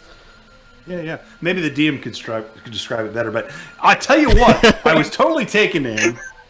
And at the end of Clearly. the day, like she just like turned into this blah, and I was left there at the craps table, like, holy cow, I'm up to 100, but I'm also not doing what I thought I was supposed to do. Yeah, it's really weird. Yeah. Have you guys seen anything like that? Indigo's like, you see Indigo's, fiber optic hair is just like thing. Romy, they say like, I have seen the, giant moth that I described. Typically, I don't know if you know this, typically moths are not very big. Perhaps the breadth of my hand. But this moth was significantly larger than the breadth of my hand. Oh, how big? I would say 2 meters? perhaps 3 meters. Wow. Yes. Where was this? It was by a ventilation shaft. I didn't really understand because then it squeezed itself into the ventilation shaft, which seemed rather odd. But I had, as I said, thought I'd miscalibrated my optic sensors. I am intrigued by all of this. I was only brought here to check out the app that my companion has so diligently downloaded. Thank you, Indigo. Yes, this app. Speaking of the app, Have you guys looked into this app a whole lot? We have. I arrived only 2 days before your ship, but I haven't, my partner here, my bodyguard, Indigo, kind of like waves. It's me. My stream's being very hiccupy. There we go. Okay, I fixed that.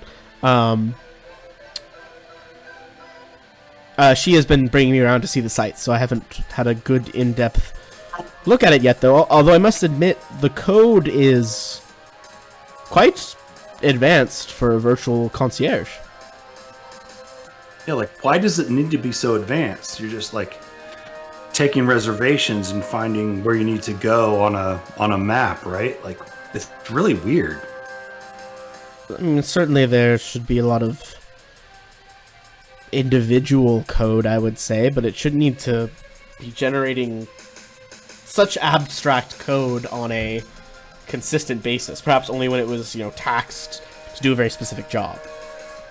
Right, exactly. You guys have a lot of stuff figured out. That's awesome. So what are you guys up to right now? What are you up to? What's going on? You trying to figure this out? You working on it? I was thinking of going back to our rooms and, yes, working on the app. Oh, well, I don't want to interrupt any of your working on the app. Yeah, I think that maybe later, if you guys are around, we might collaborate. We're trying to, we're just curious. We're a group that is very curious. We're problem solvers. We've done a lot of work in the past together. Solving problems. Independently.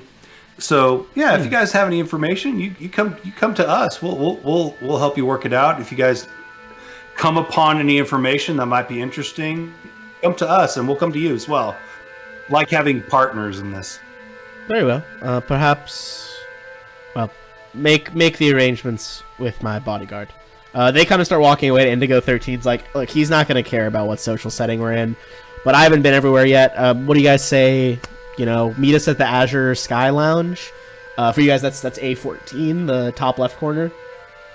You guys remember that when you looked through? It's basically a bar, the Azure Sky Bar, where even if it's daytime in the resort, it's always nighttime there, and you can look out at the stars and the asteroids of the diaspora. I believe it is also the latest drink service bar in the resort, serving drinks until 2 a.m.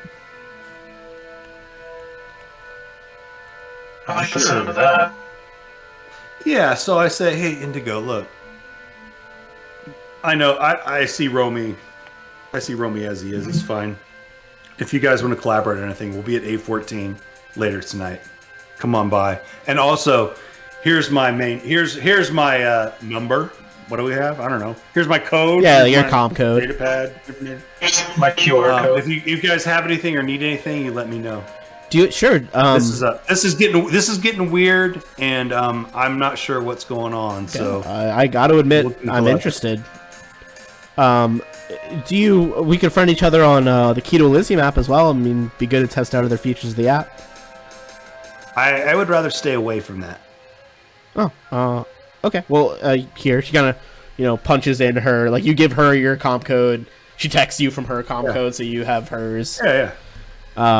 Yeah. Right. Above and beyond this software that they have. Yeah. Yes. All right. So, we're gonna take a quick, like a 10-minute bathroom break here because I gotta grab something to eat really quick. And then when we come back, we will go over what Koss and Zashi were doing over at the gun range and the amplification area.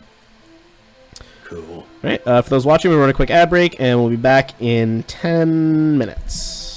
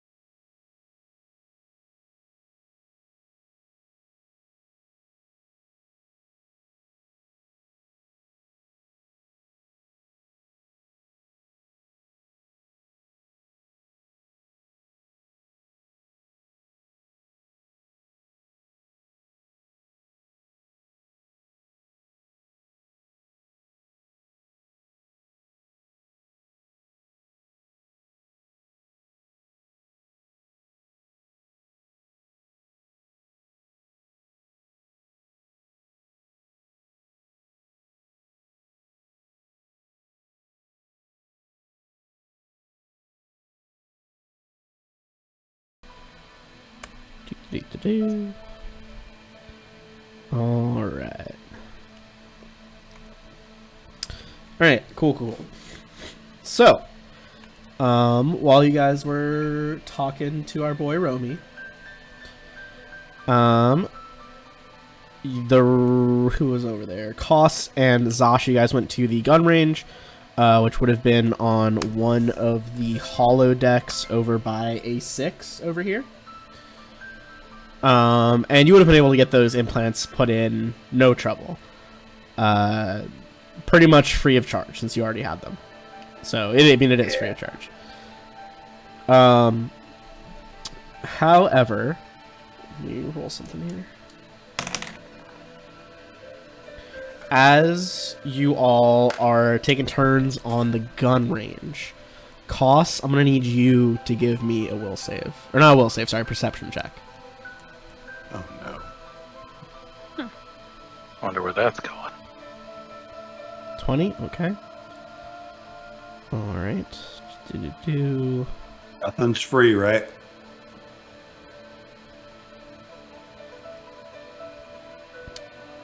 Alright. So you basically if you look at these A6 rooms, like the back of it, that blue line is like a hollow screen, and behind that is like empty space for the tech to be.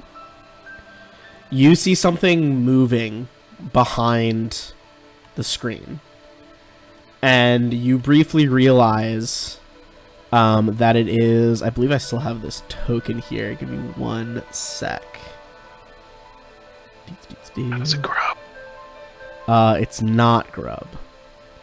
You see a creature that you guys actually avoided fighting in Aeon Thrones, which was those cybernetic zombies that were on the moon.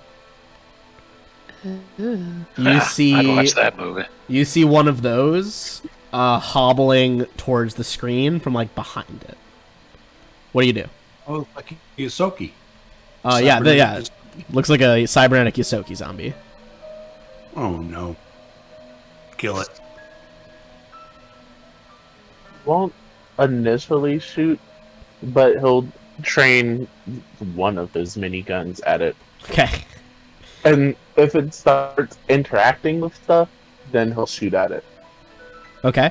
But You train your gun look there. weird that he's not aiming at any targets. Oh yeah, you're very blatantly not aiming at a target. And I think Zashi, as a soldier, you look over and you're like, Koss is not aiming at any of the targets like popping up on screen right now. What the fuck?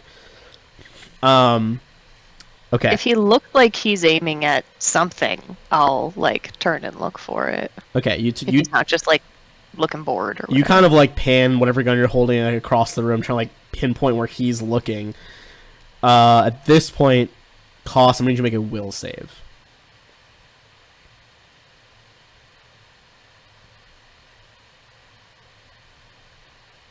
Yeah.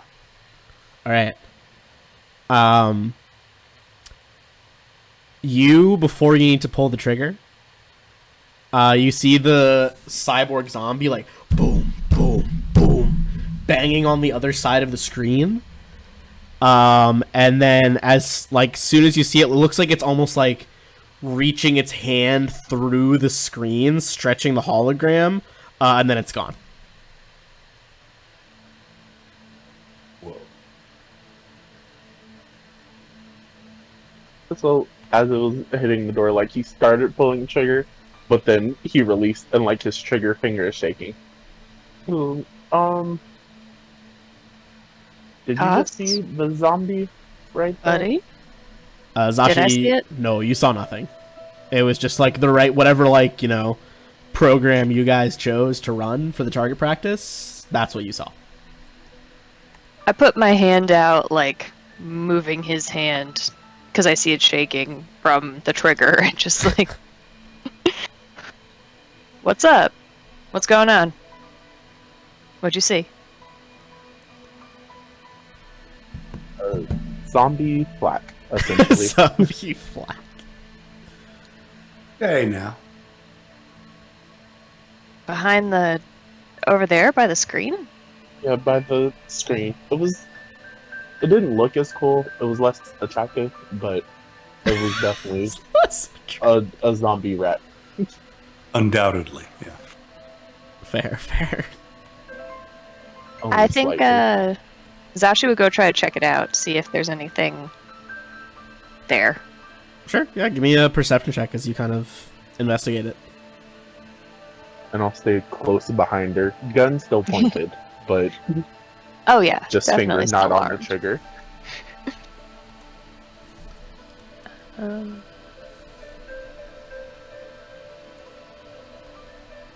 Ew. I can't find the wall. Yeah, that one's not gonna help. Everything looks No, great. no, not that wall. This wall over here. Oh, of that course, one. of course. Yeah. But it's gone, I guess. So Yeah. that was weird. And you saw it. It was right here. It was. Yep, right here, and he'll pat where it was.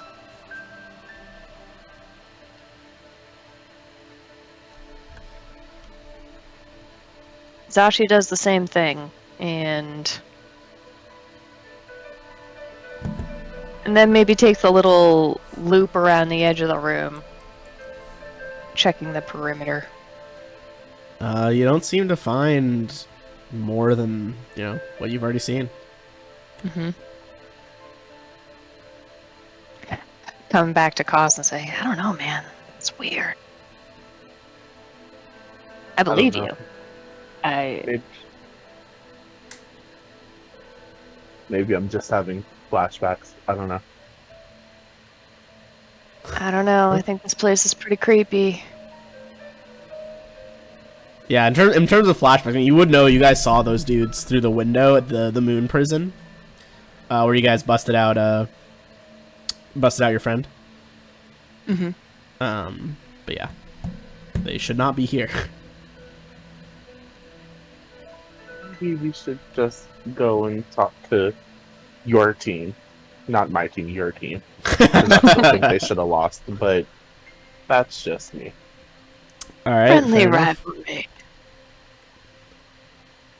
All right. Yeah, maybe we're done shooting for now. Okay, so you guys are gonna go look for the Buzzball team, the Buzzblades. Is it? Gosh. God. No, I want it to be Buzzball. Buzzball. Buzzball. Well, okay. The team is the Buzzblades, and I'm blanking on what the fucking sport's called. I'm pretty sure it was called Buzzball. I guess Pretty it's sure that's called. canon. I guess it's called Buzzball now because I can't fucking find it. Oh, it's called Bruteris, but we're gonna call it Buzzball. Okay. Yeah. So you're looking for the Buzzblades, and I think the one that Zashi made the biggest connection with was Yazaloya Golkami, the big old Vesk female soldier. Yeah, she's That's the awesome. one we got the what was it? The grenade launcher from. grenade launcher. Yeah. That Dashi is still carrying around. Oh hell yeah.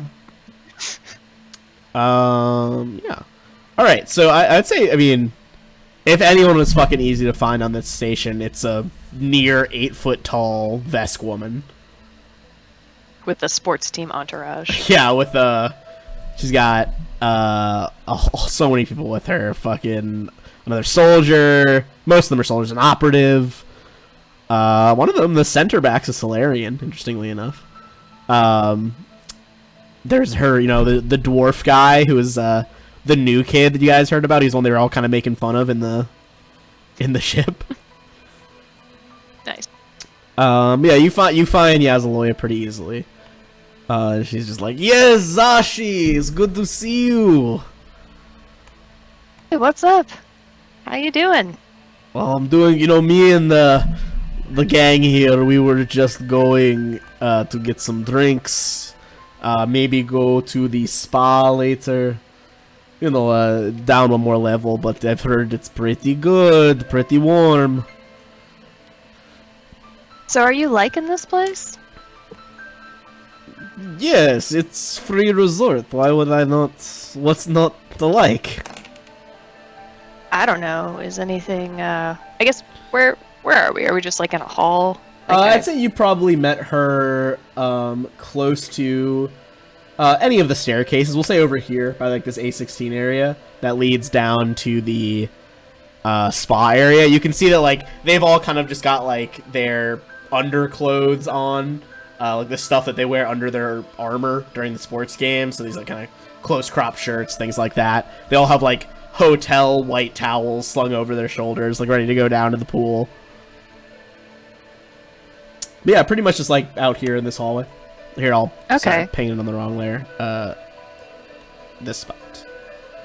If you're getting massages, I recommend the mom and pop shop. They were pretty good. You know, I do like to support small businesses, even when we're not on Absalom Station. It's very important to stimulate. Well, I guess there's no local economy here, but I mean they're here, so might as well give them the money. Very true. Indeed. No, but really, and I guess I'll kind of try to fall into step with them so I can. Sure. Yeah, lower my you guys voice kind of start a little bit. heading down. I'll put us on the next map just for a little change of scenery. As they're heading toward like the big pool over here at B1.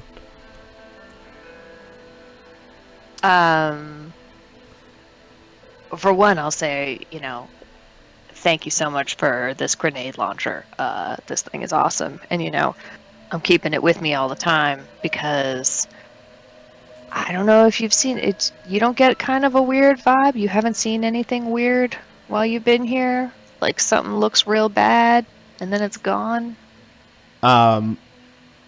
She like looks around really quickly at her teammates. And she's like, yes, the grenade launcher is very good. And she kind of just like puts this huge, reptilian hand on your shoulder, kind of holds you back a little bit. And Koss, you can see this and hang back too if you want. She lets the rest of them go ahead of you guys, and she is like, "Look, I am a lockback position. I am demoralizer. I can't have people thinking I'm scared of things. Why do you ask this? What have you seen?" I didn't see the ghost, did I? The gray shadow with the eyes, or did I? Everyone saw the shadow with the red eyes. Okay, so far the other spooky stuff. The only one who saw a crack in the window was, I believe, MK. Was that you who saw it? Yeah. And then I think it was MK, but he told us about it. yeah, he afterwards. told you guys about that. Yeah. Flack also told you guys about the creepy, weird Yosoki corpse woman. Well, I only told. Oh, you only told MK. about that. And then you were there just now with Koss when he saw the like cybernetic zombie Flack that was there. Yeah. So I'll tell her about the shadow, and then I'll be like, look at Koss, like, there's other stuff too. Seeing if he wants to volunteer, because I didn't see him. Nudge, nudge. What do you Zombie think? rats are also a thing, apparently. Yeah, Yosoki, whatever. yeah. As Aloya kind of like looks around again, you're very, very scared of her like, terrifying rep being damaged in any way. But she's just like, I did not see things like you are describing, but I saw something concerning. And as she says this, she scratches at her neck. And as she does this, you realize she's kept the towel pretty tightly near her neck, so you couldn't see it at first. Give me a perception check as she scratches there. My God, there's roaches in her skin. 14's gonna do it. It's a pretty low DC. Yeah, 13's gonna do it as well. You can see that it looks like there are bruises around her throat, and as she's scratching, they're clearly like the width of her own fingers. She says, look, I was looking at myself in the mirror. We just got back from the gym. You know, I was in my private room. And I looked up. My mouth, I opened it to look at my teeth, and my mouth was filled with eye. Just one monstrous eye looking at me. My own eyes were gone. I must have... It felt like I was looking through the eye in the middle. And Yeah. it felt like I was choking. And then I was choking, I was starting to lose it, I was starting to freak out. And then the mirror, it cracked. After it cracked, I looked up again, and I blinked.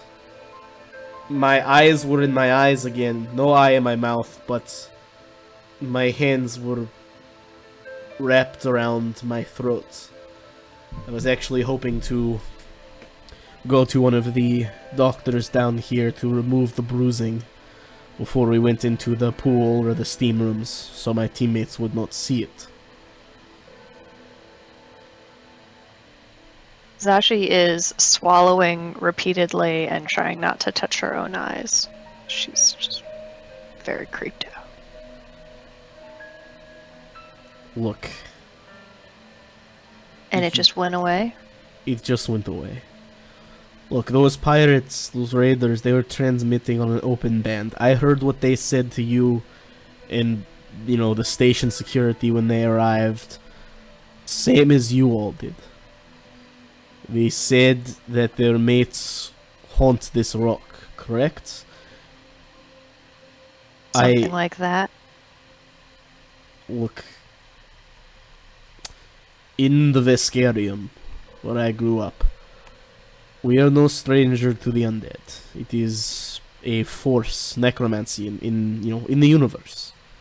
It happens.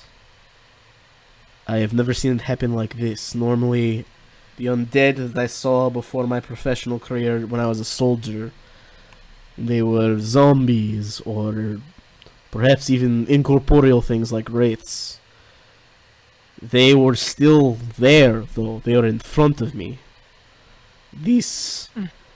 I do not know what this was, but... I'm gonna roll something for here, because it depends on which person you're talking to. Okay? But... I have to ask one more thing about your experiences. Kind of looks at you and Koss. Did you see something else there during these events? Something that perhaps looked like part of these illusions, phantasms, what have you, but was still there when they stopped? You guys know that no, you have not seen anything that like hung around after any of these events. Yeah, no, I've been looking for something, but it seems like it's just gone. Just like, I don't know what it was. I saw it in the briefest of moments.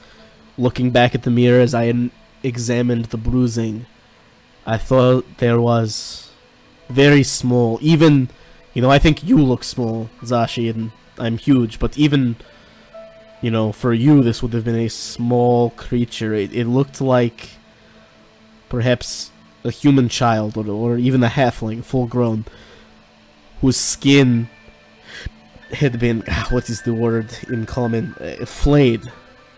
You could see its muscles underneath, no skin. And it had these glossy black eyes that briefly burned red, and then it was gone. I don't know what it was, but I was hoping at least maybe one of you had seen it as well. You guys could make... let me double check, because I know the checks are different in this than Pathfinder. The appropriate check, this would be a mysticism check to try to figure this out. Oh no. Yeah, it's Give it a shot. not in your wheel. I mean, you can try to describe it to your friends later. Oh, I've heard of baby. this, apparently. Ooh, shit. Assisting up to a MK's rubbing off on 22 as well. Yeah, I mean, you've maybe spent like while you guys have been flying through space, maybe listening to one too many of MK's lectures on like the unknown and the mystical.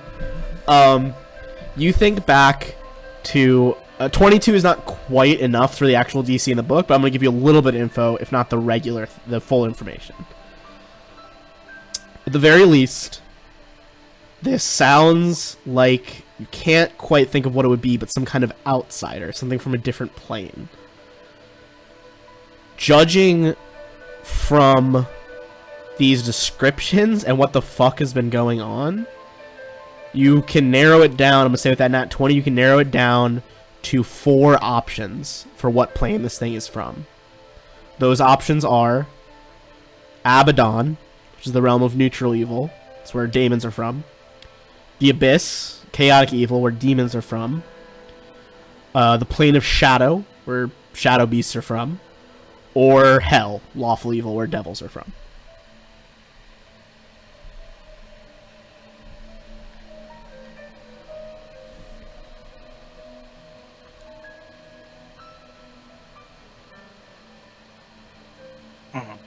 So, an underworld of sorts. Initially, essentially. Yeah, something that, I mean, 3 of those, I believe, are outer planes. The plane of shadow is almost like a mirror image to the regular plane. But they're all, like, you know, not this plane of existence, for sure.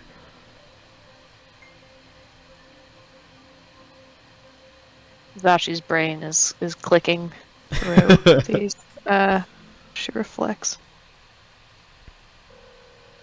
I'll ask. Sorry, what? Nothing. Ignore that. Zashi would ask Yazlaya, do you know what that is? You see this, like, absolutely shredded, like, you know, 7.5 foot tall Vesk woman, like, shiver down her spine. She's just like, no, I don't know what it is, and frankly, I want to forget about it. Look, maybe we're all just a little on edge. None of my teammates have seen anything like that, at least they haven't told me if they have. We almost got, all of us almost got blown up by raiders. Maybe we just need to relax in the sauna, you know? Yeah, and I think that you should definitely do that. But I also think that if you see anything else, you should let me know. Let us know. And you guys are armed, right? Just like in general? You just... She's like, looks down. I mean, she's wearing like a bathing suit right now. She's like, I mean, not right now, but you could be. I mean, I do sometimes. Yes, well, I mean, my claws are pretty. Anyway, we do have weapons in our room. I don't know what kind of weapons work on these things, but I'd feel better having them around. Yes, perhaps we will start being a bit more cautious.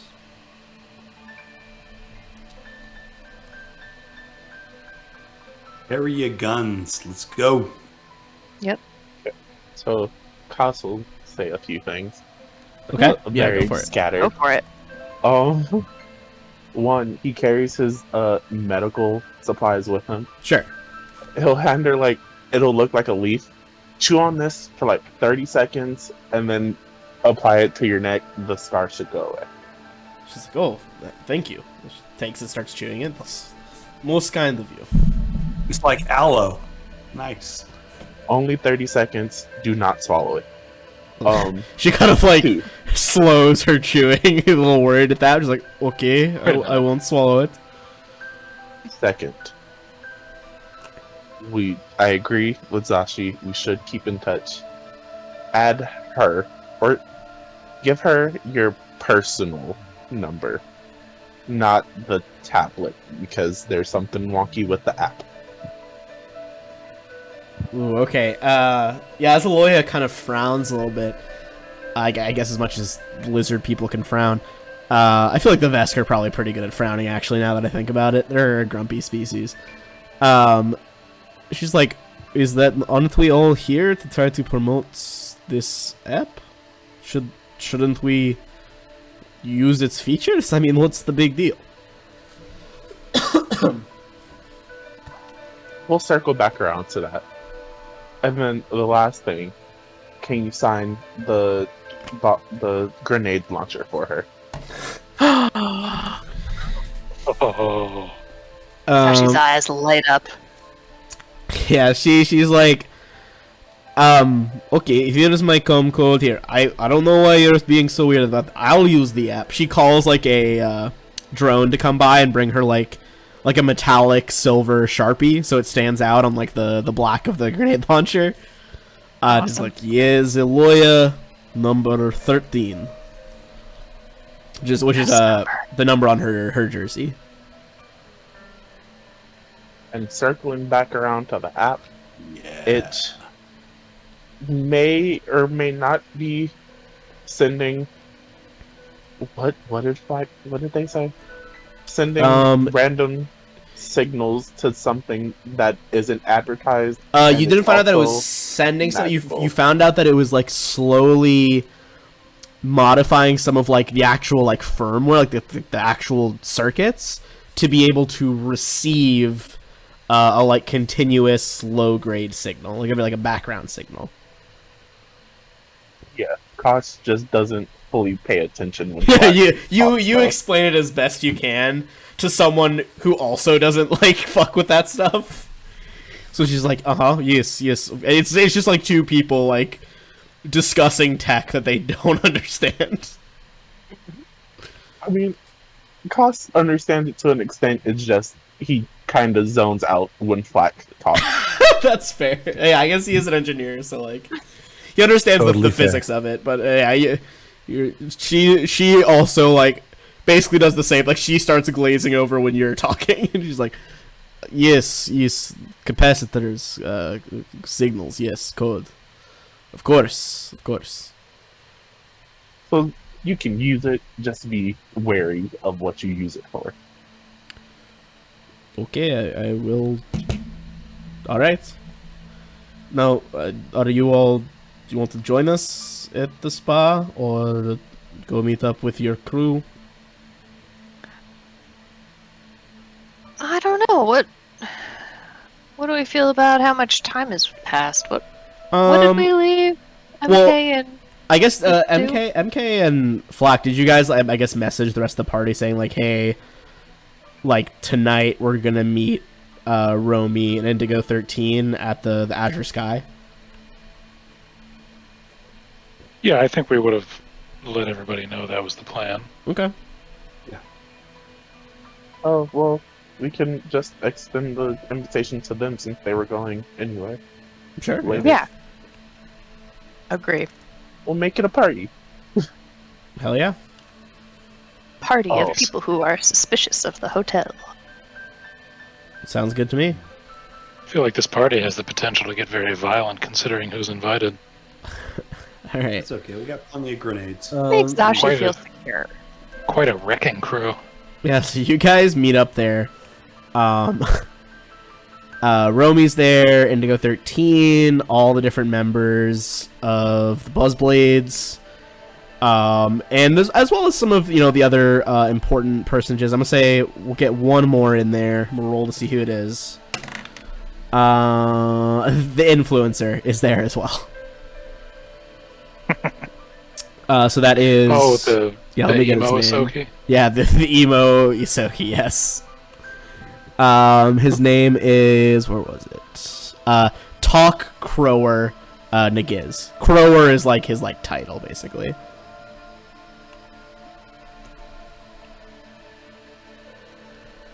Yeah, you definitely see he's like in the corner, like getting served drinks by like a robotic drone, and he's like, "Yo, what's up, fellow Crowers? we out here tonight at the Azure Sky Lounge. Hey, yeah, oh yeah, okay, I see you, chat. Like, we're gonna try that new drink. All right, he's like talking to the chat as he's going. But once again, yeah, you see Romy out there. Yeah, Flack goes dark. Flack just goes down. Are you just okay? Yeah, he just moves himself off into a shadow on the edges somewhere, and he doesn't interact. Just just takes it in. All right, yeah. So you go there at the bar. So some androids do, they're still humanoid. Some of them do appreciate drinks, depending on how they're modified. And Indigo 13 is certainly modified to do that. Romy has not. Their mouth doesn't even really open. It's just kind of a speaker. Nice. But Indigo 13 is like, you walk up as she's just like, Romy, I keep telling you, you might be open to experience some new things. You gotta just change your sensory inputs. And they're just like, no, it's fine, Indigo. You have fun though. I'm sure this place probably produces high quality drinks. Ah, look, it's our friends from earlier, and I believe, I hope you don't mind, I did some digging on you. It's the rest of the crew of the Celosia. Hello. Hello. Except for, they look around like, I don't see Flack, but that's fine. Sometimes you just don't see black. That's okay. Very well. He does that sometimes. I wish sometimes people did not see me, so that I could just be working on things. Just okay. we got 2 duets. So Indigo 13, you see her fiber optic hair flushes red in embarrassment, she's blushing, and she's just like, oh, sweet Triune, I try so hard, Romy. Alright, she's like, alright, how's it going, guys? What can we do for you? Cross is gonna let MK and Zashi talk. He is going to try to hack the stream. Excellent. Okay. Hold on, where's my computer chart? Alright, give me a computer check. Computers. Alright, I'm oh yeah, super easy. You have access to his feed, and it's kind of it's almost like you're at the Twitch side of things, from the streamer side. You can rearrange what's showing up on the feed. You can do different sound effects. You can do whatever, mate. What are you trying to do with the stream right now? We're gonna shut off his mic and do a collage of baby photos. Just general baby photos, or his? No, baby? of his. Oh, Just ruin the street cred a little bit. I'm gonna say you need another computer check for that as you try to hack into his personal data pad. Find his pictures from when he's whatever the awkward adolescent stage is. I think Yosoki's mature at 7 or something. Am I crazy? Don't they mature super fast? Oh, you absolutely 33. You hack into his data pad, and you basically go into his text app, his messenger app, and you see a recent message from his mom back at Absalom Station, who all of his followers, of course, are calling him his what is it, Crower, but she just calls him her little talk. And she's like, Yosokis, by the way, just as a point of interest, Yosokis are fully mature at 10. Oh, I was close. 10. Okay. How long do Yosoki live? And so your buddy here is 15. He's like a teenager. Yeah. Anyway, that's wild. Okay, so, yeah, Cost, you find, like, all these photos, you're like, look at my little talk, you know, graduating school. And it's him and, like, he's very carefully cultivated this, like, emo streamer look with, like, the sunglasses inside, and the dark fur, and the, like, dark leather jacket. Turns out he dyes his fur. It's more of, like, a golden, it's more of a golden, it's more of a golden blonde. And it turns out that his, like cool streamer shades are very much prescription. And you see that he's got these, like, big, like, bottle cap lenses, just, like, super thick prescription. He's wearing, like a button-down shirt with, like, a TI-84 looking thing in the pocket protector. Just, like, very much, like, the nerdy antithesis of his, like, cool streamer vibe. And you see his mic gets cut, all these, like, bloop, bloop, bloop, bloop, all these, like, photos keep, like, popping up, and all, like, the stream chat's like, oh my god, like, Crower dyes his hair, what the fuck, dude, no way, and he's, like, you can see he's, like, yelling into the case, like, no, this is technical error, and he sees, like, desperately trying to fix it, definitely spends way too long fixing it, like, he panics and doesn't think, like, oh, maybe I should just cut the stream. And so he does this for a full, like, 8 minutes before calling it quits and ending the stream for that night.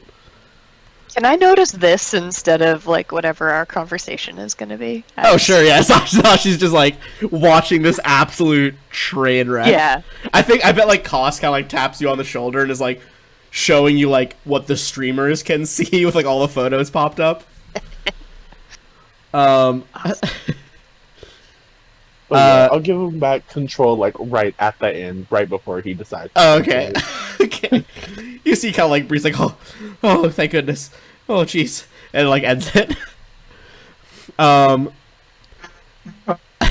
and Indigo, I guess, are just focused on MK, solely MK right now, because Flax hiding and Zashi and Koss are just fucking with the streamer. Oh, great. Can I cast Charm Person on them, too? On us? No. Oh, on the... Romy Yeah. is just like, well, they look busy. MK, can I help you? Yes, they do enjoy their hijinks. Since we spoke earlier today, have you seen any more moths or strange things that maybe disappeared? Well, I kind of like, or they kind of look around cautiously and lean into MK, and they're just like, so I did some work on the app the last couple hours while we were different. Sorry, lost my train of thought. While we were apart. Interesting.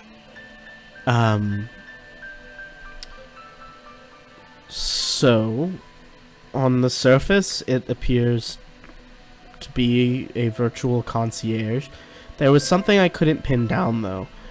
It's been cursed to make your devices receive a constant low-level signal.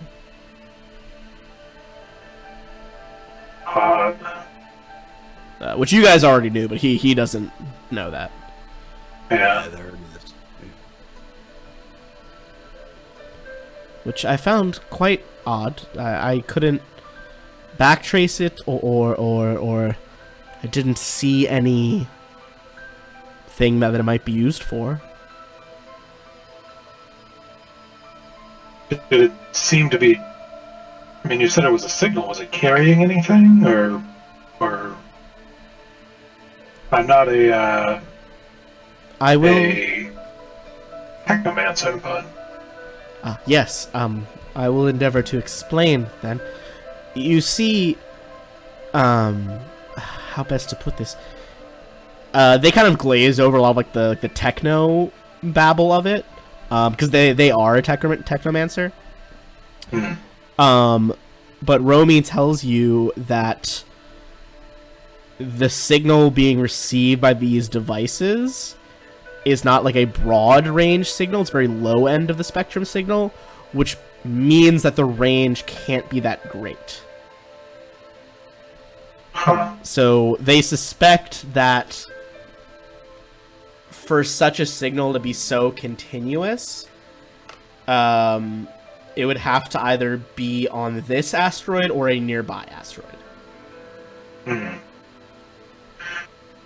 Were you able to discover any way to pinpoint or triangulate the signal?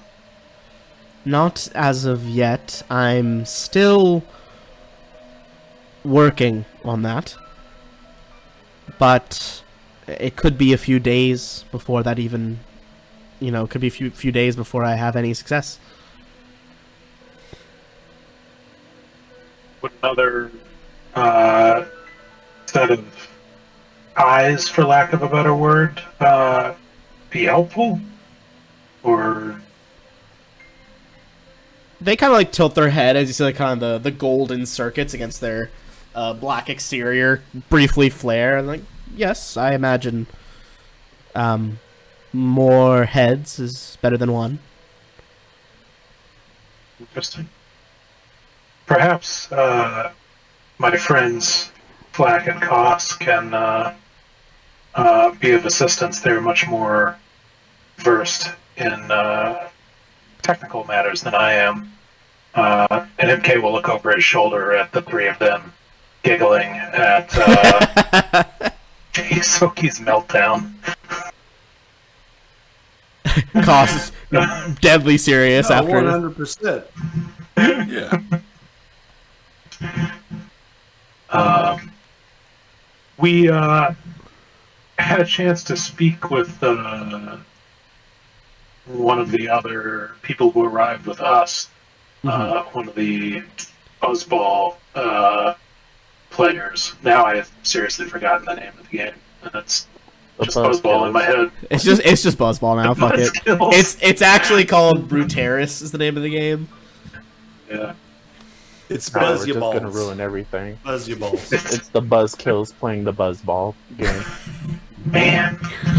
I feel like this is like the Starfinder just universe not a fan. equivalent of someone being like, yes, they played sports ball. As Yeah, like, pretty there's much. like some sports head here is like, it's Bruteris. Come on.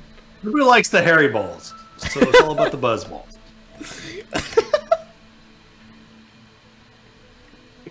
All right. Stop it, Ben. Stop it, Ben. Oh goodness. I had to take a drink of Gatorade there.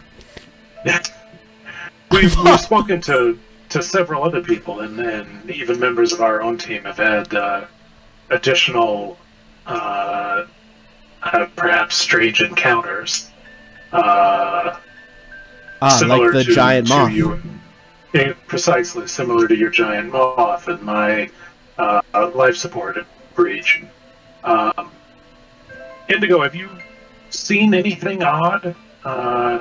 Anything like a giant moth or a crack in the window? She shakes her head and she's like, I still haven't. At this point, you said you're deep in the shadows, right, Flack? Yeah. Give me a perception check. Okay. Sorry, something caught my throat there. Oops. Wrong one. Perception. There we go. Oh, even higher. All right.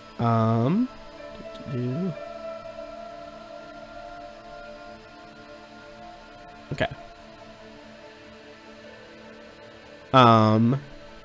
So you're in this room. Can get a little cold as there's no like artificial sunlight in here, right? So a lot of like the booth seating that you're in right now, kind of in the corner, is heated. And you kind of adjust it from your app, see how hot it is. You realize you're kind of focused in, like, eyeing everyone in the bar, making sure you know what's going on. The chair starts to get, like, really hot. Like, uncomfortably so. And you don't remember setting it any higher than, like, the default. Yeah, I turn it down to see what's going on. Turn it down. Turn it down. You start turning it down. Give me a will save. Oh, Jesus. That would have been a pass, except for your fail last night.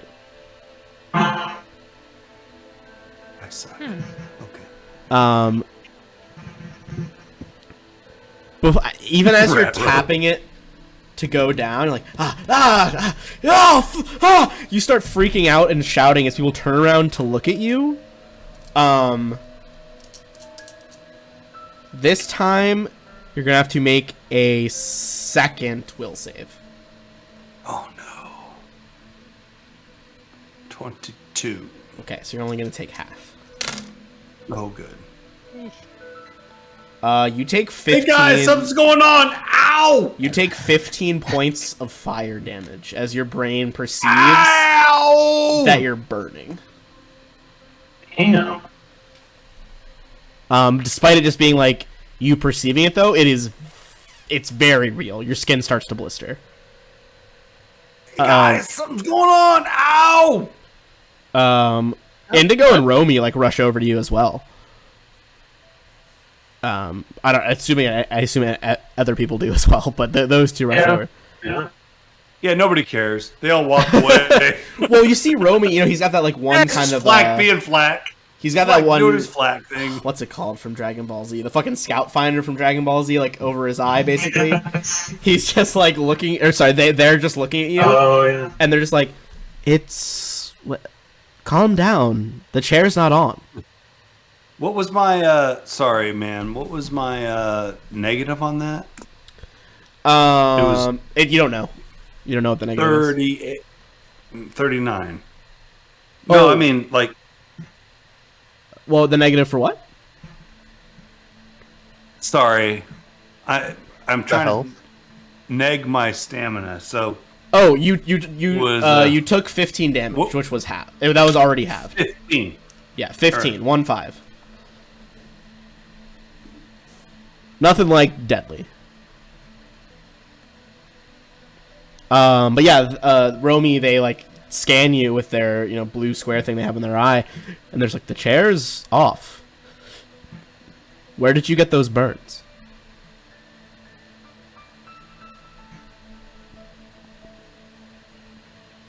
Are you talking to me? Yes. Holy shit! I don't know where it came from. There's nothing. Your chair is off. I don't know anything about a chair. Ow! Indigo. MK! What's going on? Romy! I don't know what's going on. Ow! You see Indigo is starting to go into like full bodyguard mode as she just like kind of pushes Romy back towards a wall and draws almost like a buzz baton kind of thing, like a cattle prod almost. Oh, okay. All right. And she's just like, Calm down, Indigo. He's fine. Can I do a medicine check on Flack? Like, yeah, give me a mean, medicine you- check. See what happened.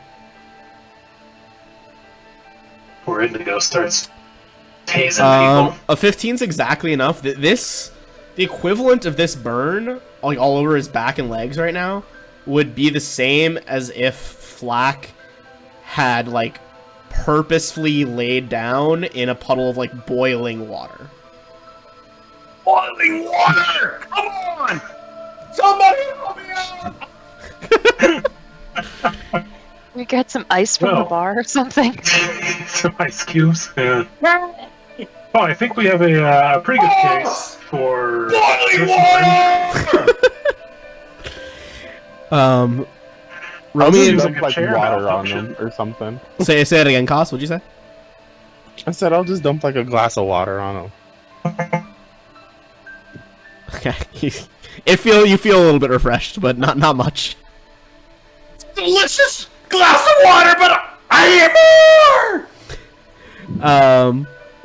I think you probably see some of like the bartenders like signaling some of the nearby droids to bring you guys like they bring you probably what are they called, like the healing syringes. Syringes? Yeah. What are they called? The Mark 1 healing syringe or whatever. Okay. But isn't that just Mark for hit 1 points? healing serum. Oh yeah, you just went through stamina, right? Yeah, I think so. Yeah, stamina. I don't have any hit points taken off yet. Oh, okay. Yeah. Well, they bring whatever bandages and stuff you require. It's pretty easily taken care of. Holy shit, guys! What the hell happened right now? Did your chair malfunction? What? I don't know, man. Despite Indigo's kind of like motioning them to stand back, Romy is fascinated and is like examining the chair very closely. And they turn to you guys and say like, the chair was not malfunctioned. The chair's not on. He never engaged its heated seat feature. No, Romy, we're gonna sue the shit out of them. Something happened. Oh, He and Kaz will actually speak up. Romy, get on the chair. Romy, despite and like wait, no. Romy sits on the chair. See, it's fine. Engage. No. The app is voice activated, so they're just like, it's like a nice 70 degrees or something. It's nice and heated. Computer, engage. Oh shit, man! I don't know what to do here. Somebody take What the happened tablet. before? Who said what before? Nobody said anything. That just happened to you. Oh my god! Luck of the Yosoki. No.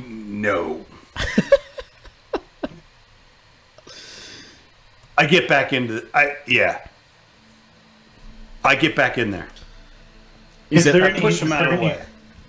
It feels fine. Like it's activated now, so now it's like a nice like a warmed car seat if you had that feature in your car or your spaceship, I guess.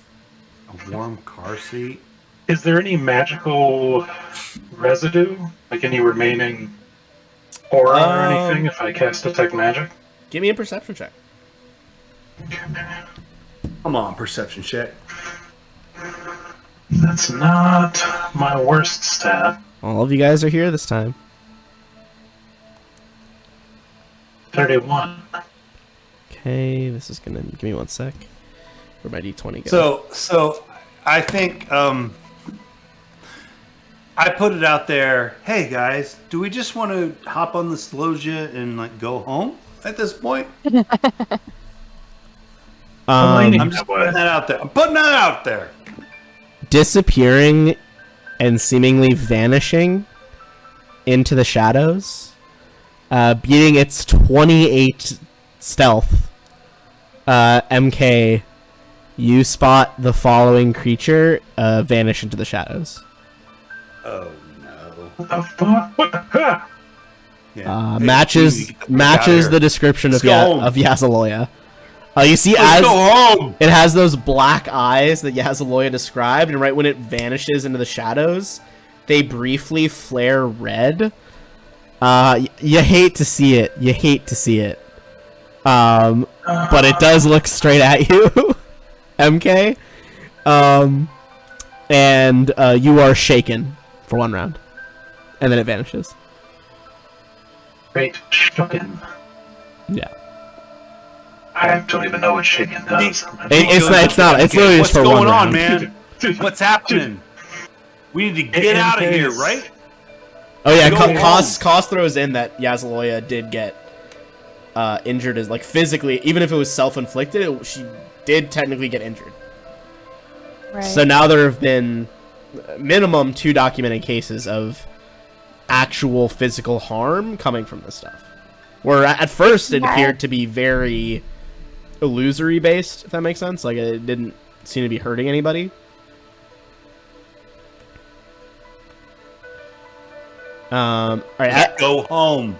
I'm gonna say Go now that home. now that you saw it though, MK, if you want to make a mysticism check, this is gonna be a much easier check now that you've actually seen it with your own eyes, not hearing it like third hand, essentially. MK for that 6 seconds that he's shaken is just stuck in a repeating loop of like starting to say something and then stopping and starting. Oh yeah, stopping, the code just keeps looping. Yeah, but Romy is just like, mysticism. "Are you all right?" Okay, 20. Fuck, that come get- on.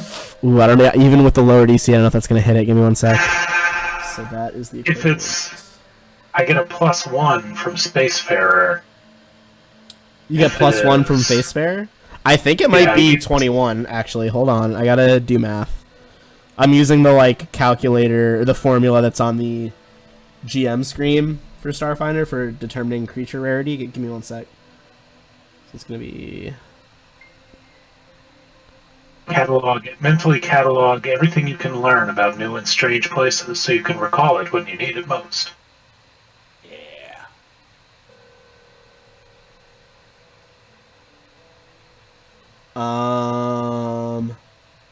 Yeah, I yeah. wouldn't know where he's at. From 'cause I got some from other stuff. from your theme, that's Reduces DC by 5.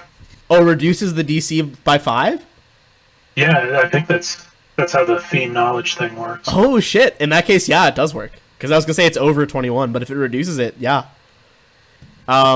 Yeah, Fitting with your I also- background there. Yeah, go ahead. I was gonna say, I think if there was any like downtime where I could talk before we got to this, I would have told MK about what Yasliya said. I don't know if that matters, but Okay. Yeah, I think that we could say that as flavor that helps MK determine it as well. With your theme knowledge, I mean, this is kind of what you thrive on here, and you And I- yeah. Yeah, I attack. Oh, it's I it's already gone. It's already gone. Oh, It has when I say vanished in the shadows, I mean like literally it vanished. Like it is no longer there. First things first, the kind of subset of this creature. This is something known as a Velstrak, sometimes called chitons by mortals. They are cruel fiends who do indeed dwell on the plane of shadow. They seek to unlock potential by inflicting pain and feeding on fear and anguish. This, in particular, is known as Cantor, a Cantor Velstrak. Now, Cantor, they're about 3 feet tall, about like 50 pounds. This thing looked like a child, basically, whose skin had been flayed, showing the musculature. Yeah. Although its flesh is like kind of a duller gray brown. It is known to use its horrific appearance as a weapon, which is definitely something it did very briefly with that glance it gave you. How to phrase it? I'm just going to read what the description of them is from the bestiary, actually. That makes it easier. They consider themselves to be an instrument in an ongoing effort to help mortals accept the Velstrak notion of reality. That is to say, accept the notion that pain is a tool of self-exploration and development. They usually... Cenobites. Yeah, they pursue this end through subterfuge and by aiding other Velstraks as scouts. I will relay all of that in shuddering tones to the group in Romy. Yeah, and you would know that they're, apart from that weird gaze it has, they're quite versed at making, like, walking nightmares and, like, weird phantasms. Like giant moths and, cracks in glass and Yep, things like that. apparently flaming chairs. So, I would say we should leave. Yeah, we should leave. yeah. Fuck this shit. Romy is just like, Can people hear me? yeah, I can hear you. All Flex fur is burned off. We gotta. Romy kind of... You see the surprise on Indigo's face. Her hair, like, flashes purple. As Romy, they take action here. They kind of step forward and they're like, look, if this has anything to do with the app, I, for one, don't want it tainting the technology industry's reputation. Indigo and I are going to continue our investigations. You four fought one of the fiercest empires in the galaxy. Will you stay and help?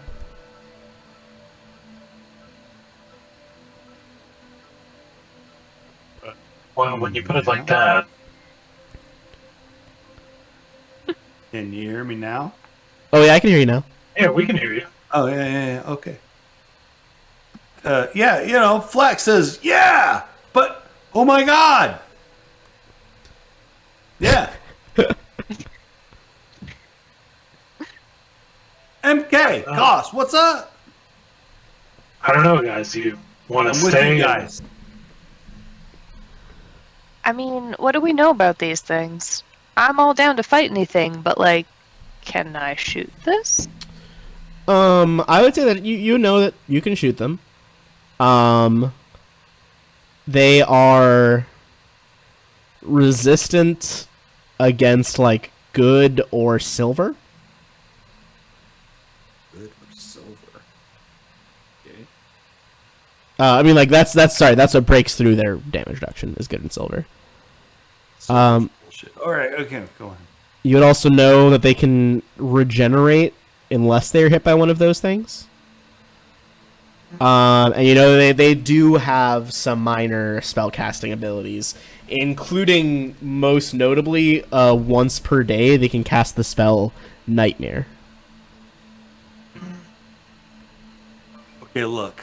We're looking at not a lot of fun here.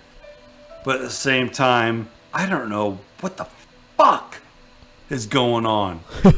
Who's with me? Let's kill these fuckers or do better. Who wants to go on? I mean, I am curious about what's happening. It does seem odd that there are all of these shadow monsters. Come on, MK, you're on board. Let's go. Who else?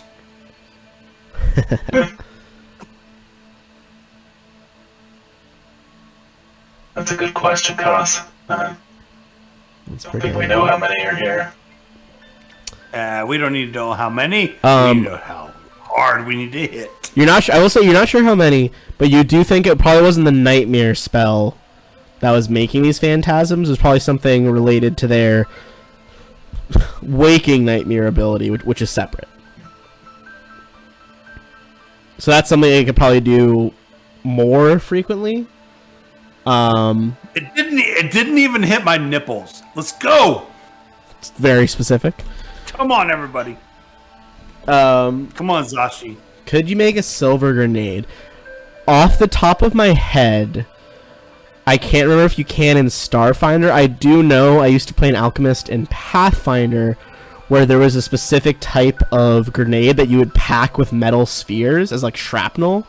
And if you made it with silver, adamantine, or whatever, it would remove damage reduction when it hit them.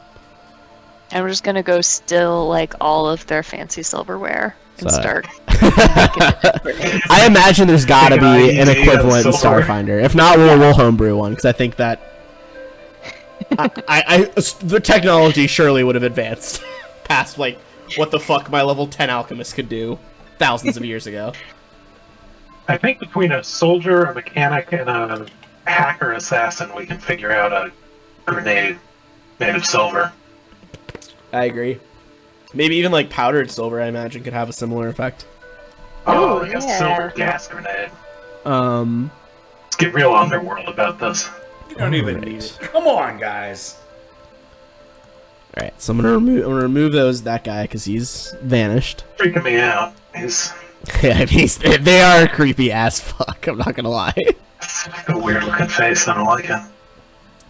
Yeah, I mean, welcome to the horror campaign. Yeah.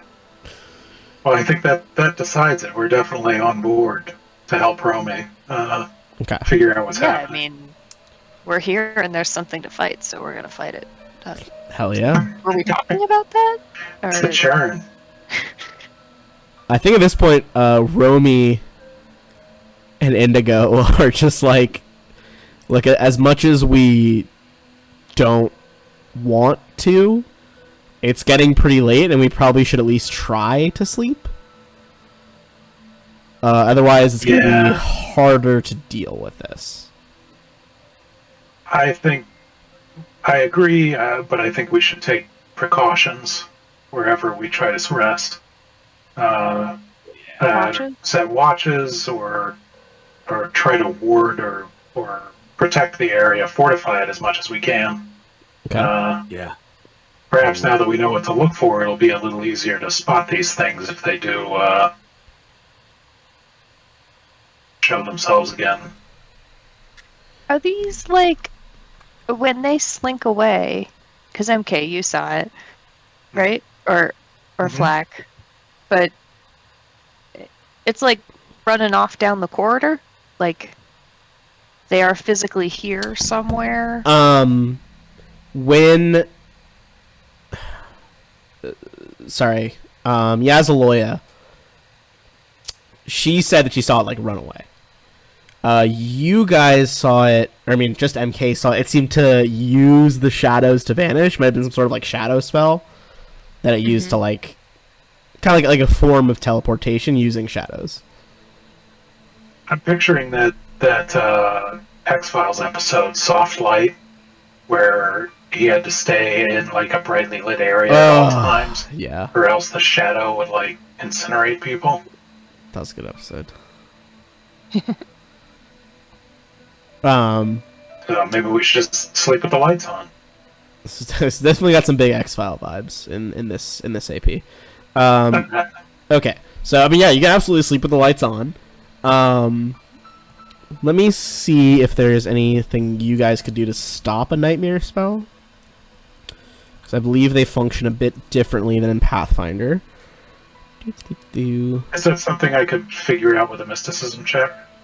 Because I don't know if mystics have access to nightmare. They do. I think it's a mystic and technomancer spell. Okay. I would say it's only a level 3 spell. I think you could figure it out before you go to bed. Oh yeah.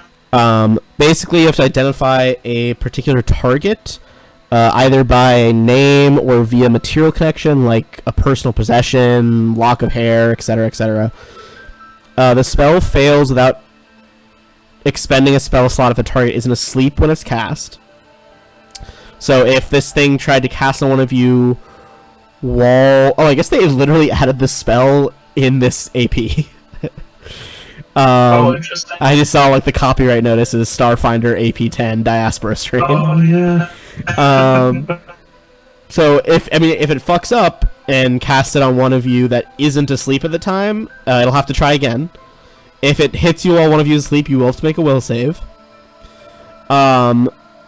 Basically, if it works, the target remains resting for 1 minute, then has a nightmare, rouses, and becomes frightened for 2d6 rounds.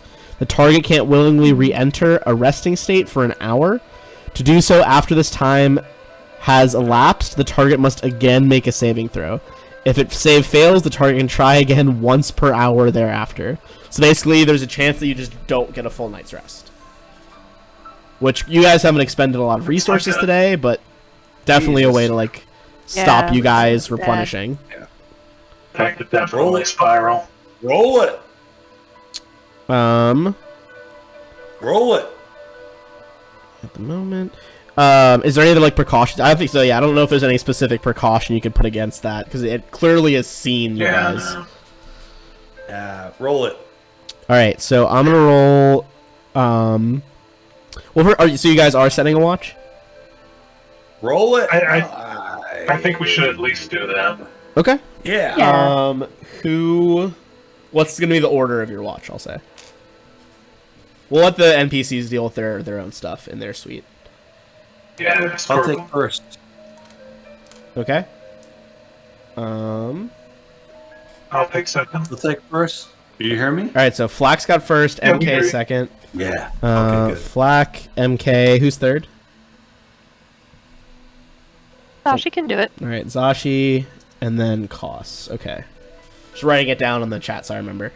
Okay, so it's gonna try this at a certain time at night. So I'm gonna roll to see when it's trying it. Alright. Okay. It's gonna try on... Okay. So I'm gonna need... MK, you can make a perception check. But I am also going to need Flack to not Flack, sorry, Cost to make a will save. It's a natural 2. Yes, okay. You don't notice anything additionally happening. You do hear though after a minute. I mean, you know, whatever point this is during your shift, you can hear Cost like barrel awake in his room, you know, like hitting stuff and like being frightened for that 2d6 rounds. Go! I think you could definitely wake the others and barge in there. Yeah, go ahead, Cost. Yeah, What are you come saying? on! Hey, Cost, what's up? Oh, wait.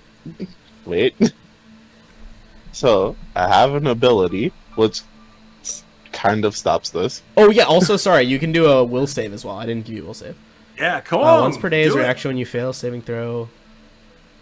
Okay. Well, first make the. All right. So you did fail with the 9. Yes. Yeah. So you shunt it into your exocortex. But for the duration of that effect, you lose the skill. Oh, okay. So you are able to sleep normally after this, but like. You kind of that exocortex that's buried in your skull. You shift the magic of this nightmare spell into it. It kind of gives you this very like detached air to be able to just analyze it and not take it too seriously. So yeah, it fucked up by going for you. No. I'll How do be you like nice that? though and give it like a rollover in my bed. Like, Hell yeah. Oh, no. You toss and turn a little bit, but you're just like, nah, guys, I'm just fucking around. You know, once the crew comes for you, you can inform them if you desire that you're actually fine. But that means that Yeah, you... Flack is like, everything he has, save him! But yeah, so you're not gonna have a like, you know, exhaustion or fatigue or anything tomorrow because you don't do the rest of the spell. Hell yeah. I've had this ability since the first campaign. That is phenomenal. I think where you were at was we all totally dominated and we knew everything. Oh, of course, And, of course, yeah. We're good. That's You right. guys are going to all make will save except for Cost. Okay. Is this a mind affecting effect? Let me double check. Because androids receive a +2 racial bonus to saving throws against mind affecting effects. Unless they specifically target constructs. I looked this up specifically for this. Okay. This is a mind affecting effect that does not specifically target constructs. So maybe I won't fail. You guys see my will save at all? I saw the first one. Yeah. You rolled it 3 times though. Well, it didn't show up in my stream. Okay. Oh, it might just be lagging a bit. All right, what's the first one? 21? Okay. Where's the first one? I think it's 21. I have 16 as your first one. Yeah, 16. No. Oh. No. No! No! Flack, your mind is continually Okay. being beat No, down. whatevs. Whatevs. I will say it's getting harder for you to make this Fair enough. Whatever. because of your stuff. And let's see, what kind of activity did the rest of you engage in today? Because that will affect the DC. All right. Oh, come on, Ben. Just give us this. Never mind. MK would have failed without the +2. +2 is gonna get it. I tried. Oh, I didn't see Zashi's. Yeah, I mean Zashi fails. I know I failed. Yeah. Okay. So I'm gonna double check something because I could be wrong that this actually things might not actually get worse for you, Flack. I think they just don't get better. Come on, don't get worse. Okay. Just get better. Come on. Just Okay. Right It down the- it's not getting any worse for you. It just hasn't gotten any better because you failed again. Come on, just get better. It's all about getting better. Zashi, it got a little worse for you though. Well, yeah. Sorry, Zashi. Okay. Roll higher is all I'm saying. Funny. So, I mean, you guys wake up the next morning. Despite having slept, Zashi and Flack are both looking a little pale. I guess Flack, it's hard to tell under your fur. Maybe like the kind of your nose is looking a bit paler than normal. Zashi, what's up, man? I don't know. I don't feel all that great. don't How do know. you feel? I feel like I slept on a pile of rocks, but like not the Yeah, comfortable it feels kind. weird, right? Like, I don't even know. How are we gonna... We gotta figure out what's going on. You know what Hey, Zashi. Hey. You know what I feel like right now? But Some fried eggs and bacon. Sashi's trying to remember if she drank last night, but she doesn't think she really drank that much. I don't but, think any of you guys said you were drinking at the bar. You just kind of No. went to the bar Oh, and yeah. left. All I'm saying is the eggs and bacon is the thing right now. You guys go to. Let's see. No, that's the other place. They have a Denny's here. They got Waffle House. They have Where's the Waffle House? they have the Absalom Bistro, which is the restaurant with like the least strict dress code, just any casual dress code. Dress I'll take motherfucking it. code? Who cares if that yeah, I don't even have a dress code. Let's go. All right, yeah, that's the one that's it basically all has all the Packed World like mainstays of like typical food. So you find some like very like diner-esque, like home fries, 3 pieces of toast, eggs, bacon, whatever way you want the egg. Hey, biscuits and gravy? Biscuits and gravy? You get some biscuits and gravy.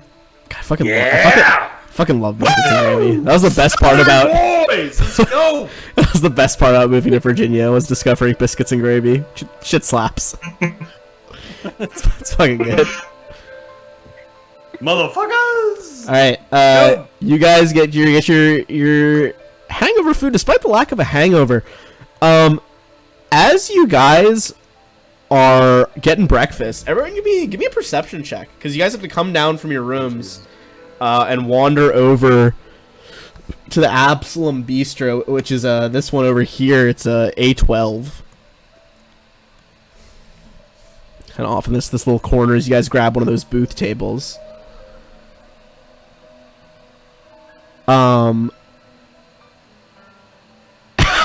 Apollonian. Oh, nutrient paste number 6. What a good vintage. I thought they discontinued that one. It's my favorite. You guys are like kind of happy, just kind of chatting, getting this breakfast. It's really reviving you. As you guys are like looking out the windows though to the people walking around the promenade, people like aren't looking so hot. Like you begin to see there are people around, like a lot of just random NPCs who seem to have like injuries, like a black eye as if they'd been fighting, or even some of the same like strangulation marks that your guys' friend had. It seems like some people even got into like a knife fight maybe. See like a fair amount of people, more so than should be normal on like just a chill morning in a resort, going to the bottom floor to go to the doctor. I would say give me I think everyone saw this. Give me a heal check as you look at these injuries.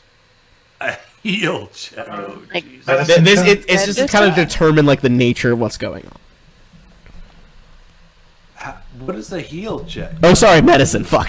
Sorry. I was wondering why you all called me out on it. I was like, what? Is that crazy a check to ask for? And in fact, it is, because it does not exist. I do that constantly in my 5th edition What games. is the equivalent? Oh, yeah, dude. I'm of- about to start doing a Strahd game for 5th edition. I'm like, keep calling things different Medicine? things as I'm practicing. Yeah. Okay, I would say cost. You can figure this out on the 23. It costs. You go to full doctor mode. Kind of like you miss your mouth with the eggs a few times. You're staring at these potential patients. A lot, maybe 90% of these injuries are in some way self-inflicted. Not necessarily they were trying to hurt themselves, but you see people's like, God, 2 now 1s on this roll, Jesus. Like their hands are bloody as if they like accidentally grabbed a knife by like the wrong end. Or like people who like burned themselves making coffee in their suite. Like all this stuff that is like by itself very easily preventable mistakes that like 1 or 2 might not raise an alarm, but there's so many. Perhaps what's Shit. even more troubling though is that last 10% that does look as if people have been fighting each other. Oh no. Like just you can Hey, tell with that hey, with guys, that 21 fuck this that shit. it's we gotta kill. bad. We gotta kill these people and get out of here. They're just crazy. Let's go. Can I do a different medicine check to see if Black is on drugs? Fair enough. Fair enough. Sure.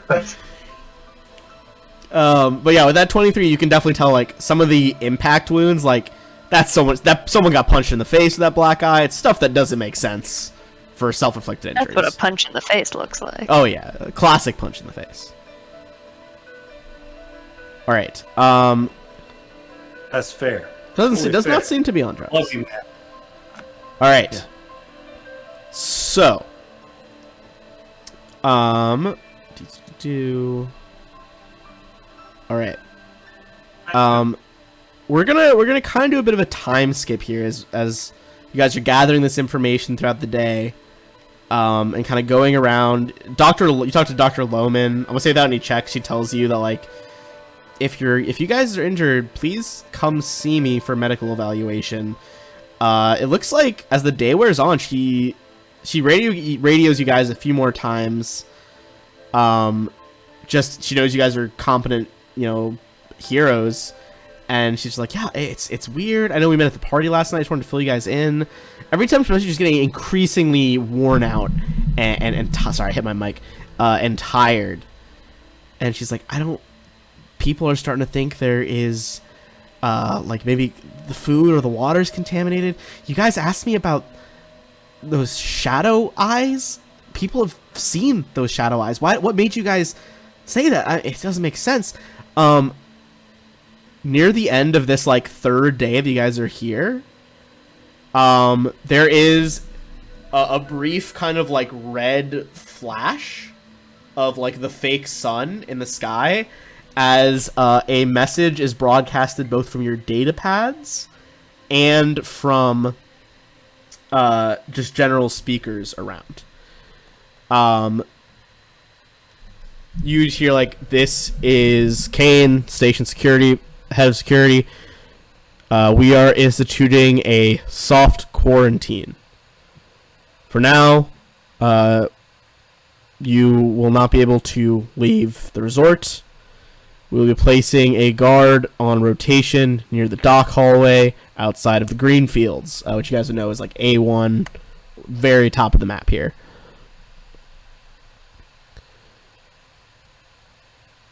That guard eats his Wheaties.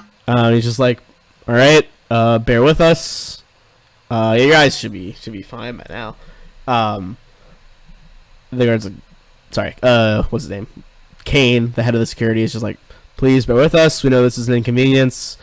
All of you will receive several free entertainment chips or credits to be used in your rooms, whatever hollow things you want to do.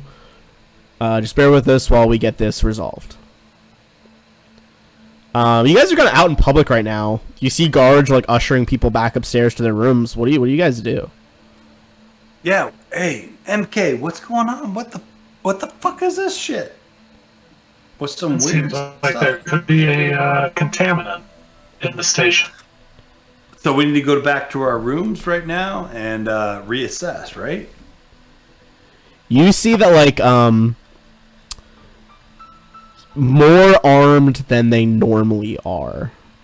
You see the New Elysium security specialists. These are like Kane's people. They're very actively directing everyone back up to their rooms. You see they're all armed though with a pistol on their hip right now. Yeah, we see these guys. Hey, man. She's kind of cute. I'm considering that once we go into our rooms, we won't be able to get out again. Yeah, let's all go together. We don't need to split up. Let's go together. Let's meet up. Let's go together in our own room. I mean, we'll get out again. Yeah, who's not with us? Everybody's around, right? We'll definitely get out again, but we won't get out again without a fight. Okay. Do we want to go somewhere else? Just walk casually? Where else do we want to go? Do we want to go talk to the doctor? Oh yeah, maybe we want to go to the doctor. Say, oh no, I'm sick. I need to go see the doctor, and then go to the doctor. Let's go. Sure. You're sick. You need to go to the doctor. Everybody, get on board. Let's go. You guys start heading down to like the medical wing, and one of these New Elysium security specialists stops you, and she's like, "Hold on, where are you all headed? We were supposed to be directing you all up to your rooms." Yeah, we're going to the doctor. She said, bring us right into her if we had some problems. She did say that. I was saying, give me a diplomacy check. What do I roll to puke on command? Just roll a flat d20. If you get a 1 through a 5, you can, when she's not looking, make yourself throw up. You know what? I feel like I gotta give it to you on a nat 20. Okay, go for it. I didn't do anything. You like vomit out some of the nice breakfast you've been having. I'm gonna say this. You still make a diplomacy check. I'm gonna say this gives you a plus 4 on the diplomacy check versus these soldiers. Yeah. Rock on. There we go. As she kind of like steps back so it doesn't get on her boots. Yeah. No. Oh, sorry. Sorry. Yeah, we're just trying to get through. Yeah. She's like, oh God. Look, just go down and see Dr. Lohman. All right, this is. Ugh. Try you and bless you. Thank you. Well, thank you so much. What's your name again? She's like, my name's Stephanie. I'll escort you down. You see, she like walks behind you guys to the lower level, but is like very much like hand on her pistol the whole time. All right, shoot the sick person. As she's escorting you down, you guys are also going to see the doctor. Yeah, so as we go down, Black make sure he has his grenades primed. Is all I'm saying. All right. Dr. Lohman kind of looks at the guard. She's like, "Shoo, stewards don't need to be down here right now." She's like, "What? Are you all sick? What's going on?"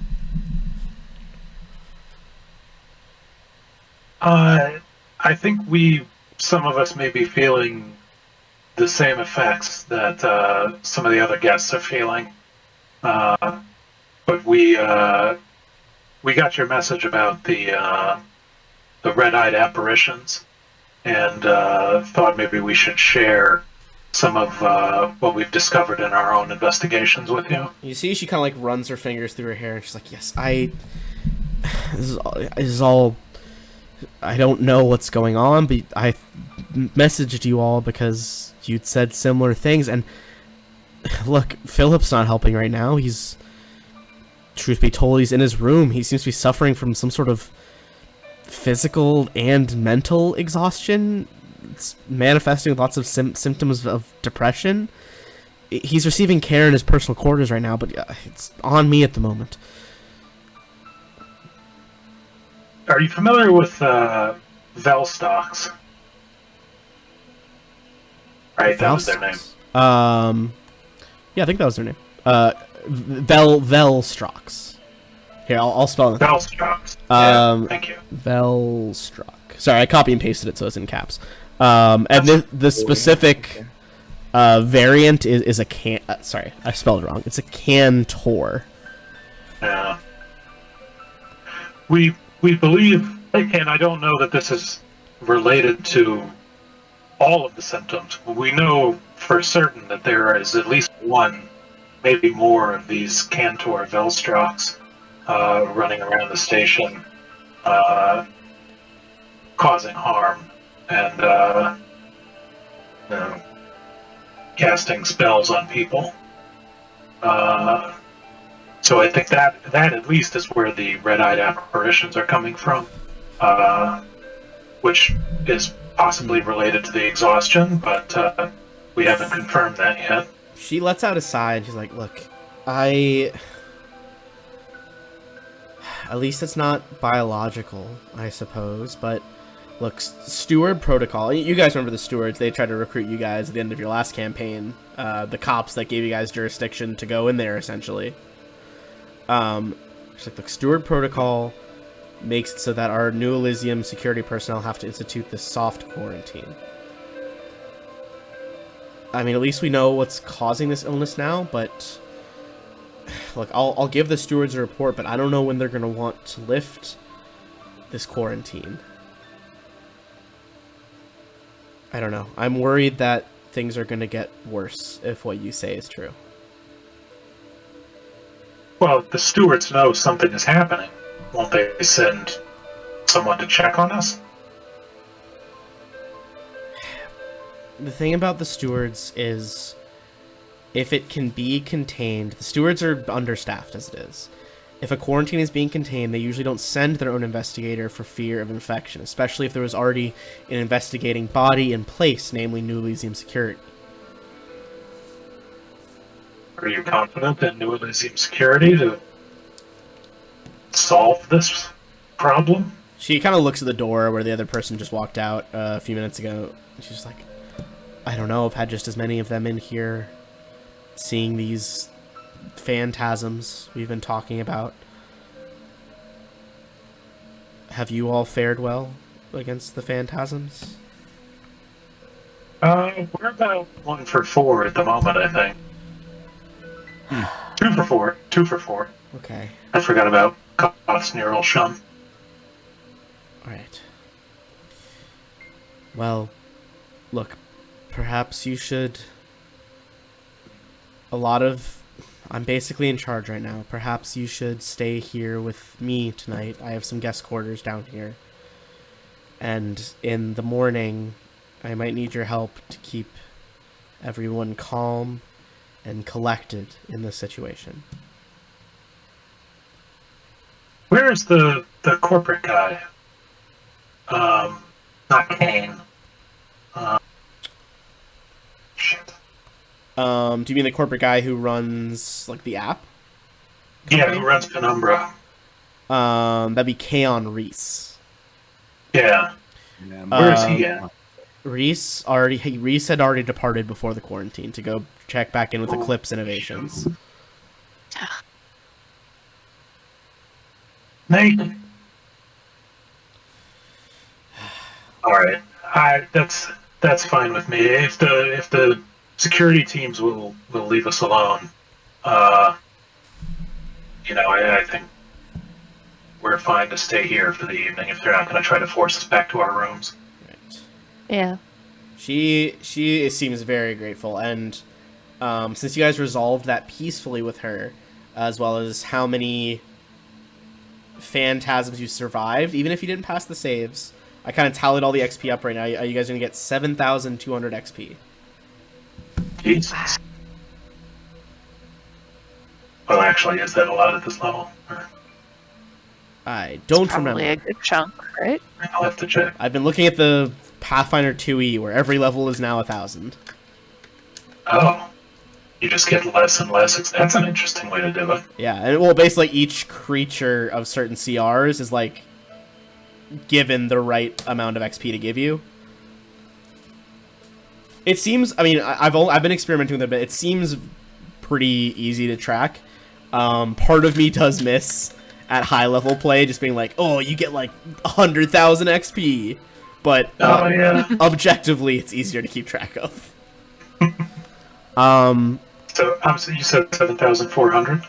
7,200. Yes, I just checked my calculator. Okay. How close are you guys to a level? I think that's it. Unless my levels are screwed up. I have no idea. Because last week, our last game, I want to say you guys are pretty close. We have enough to level up. I'm on the hero lab thing. Yeah, I just pulled up Yeah. Archive of Nethys. 8 is at 34,000, so you guys just hit it. yeah, 'cause we got 6,400 last week, and 72 this week. So Yeah. boom, Hell yeah, you guys gonna get Probably. that 8th level. Fuck a yeah. ring a ding ding. Well, that's definitely- a good note to end on there because we're gonna end at 11 today. I Yeah. don't know what was up with. I mean, it said I had a strong connection the whole time, but boy, did Streamlabs not want to stream very well right now. So I'll cut Weird. together the different video pieces into like one coherent file, so the episode makes sense when I upload it later. But yeah, thanks everyone for watching, and thanks for playing, guys. It's getting creepier every fucking time. Yeah, it is. The box. You opened it. We came. Oh yeah, dude. There's some. I'll send you guys a screenshot of like the art that's in the borders of this AP because it's fucking creepy as shit. Love it. Because like the last one I was reading through, like Ruins of Aslant and like War for the Crown, it's all like, oh, like royal crowns and things in the borders, like coral and seashells. This one's like, nope, this is fucking horror. You got what you paid for. All right, Metal. excellent. All right, I'm gonna run an ad for those watching, and I'll talk to you guys later.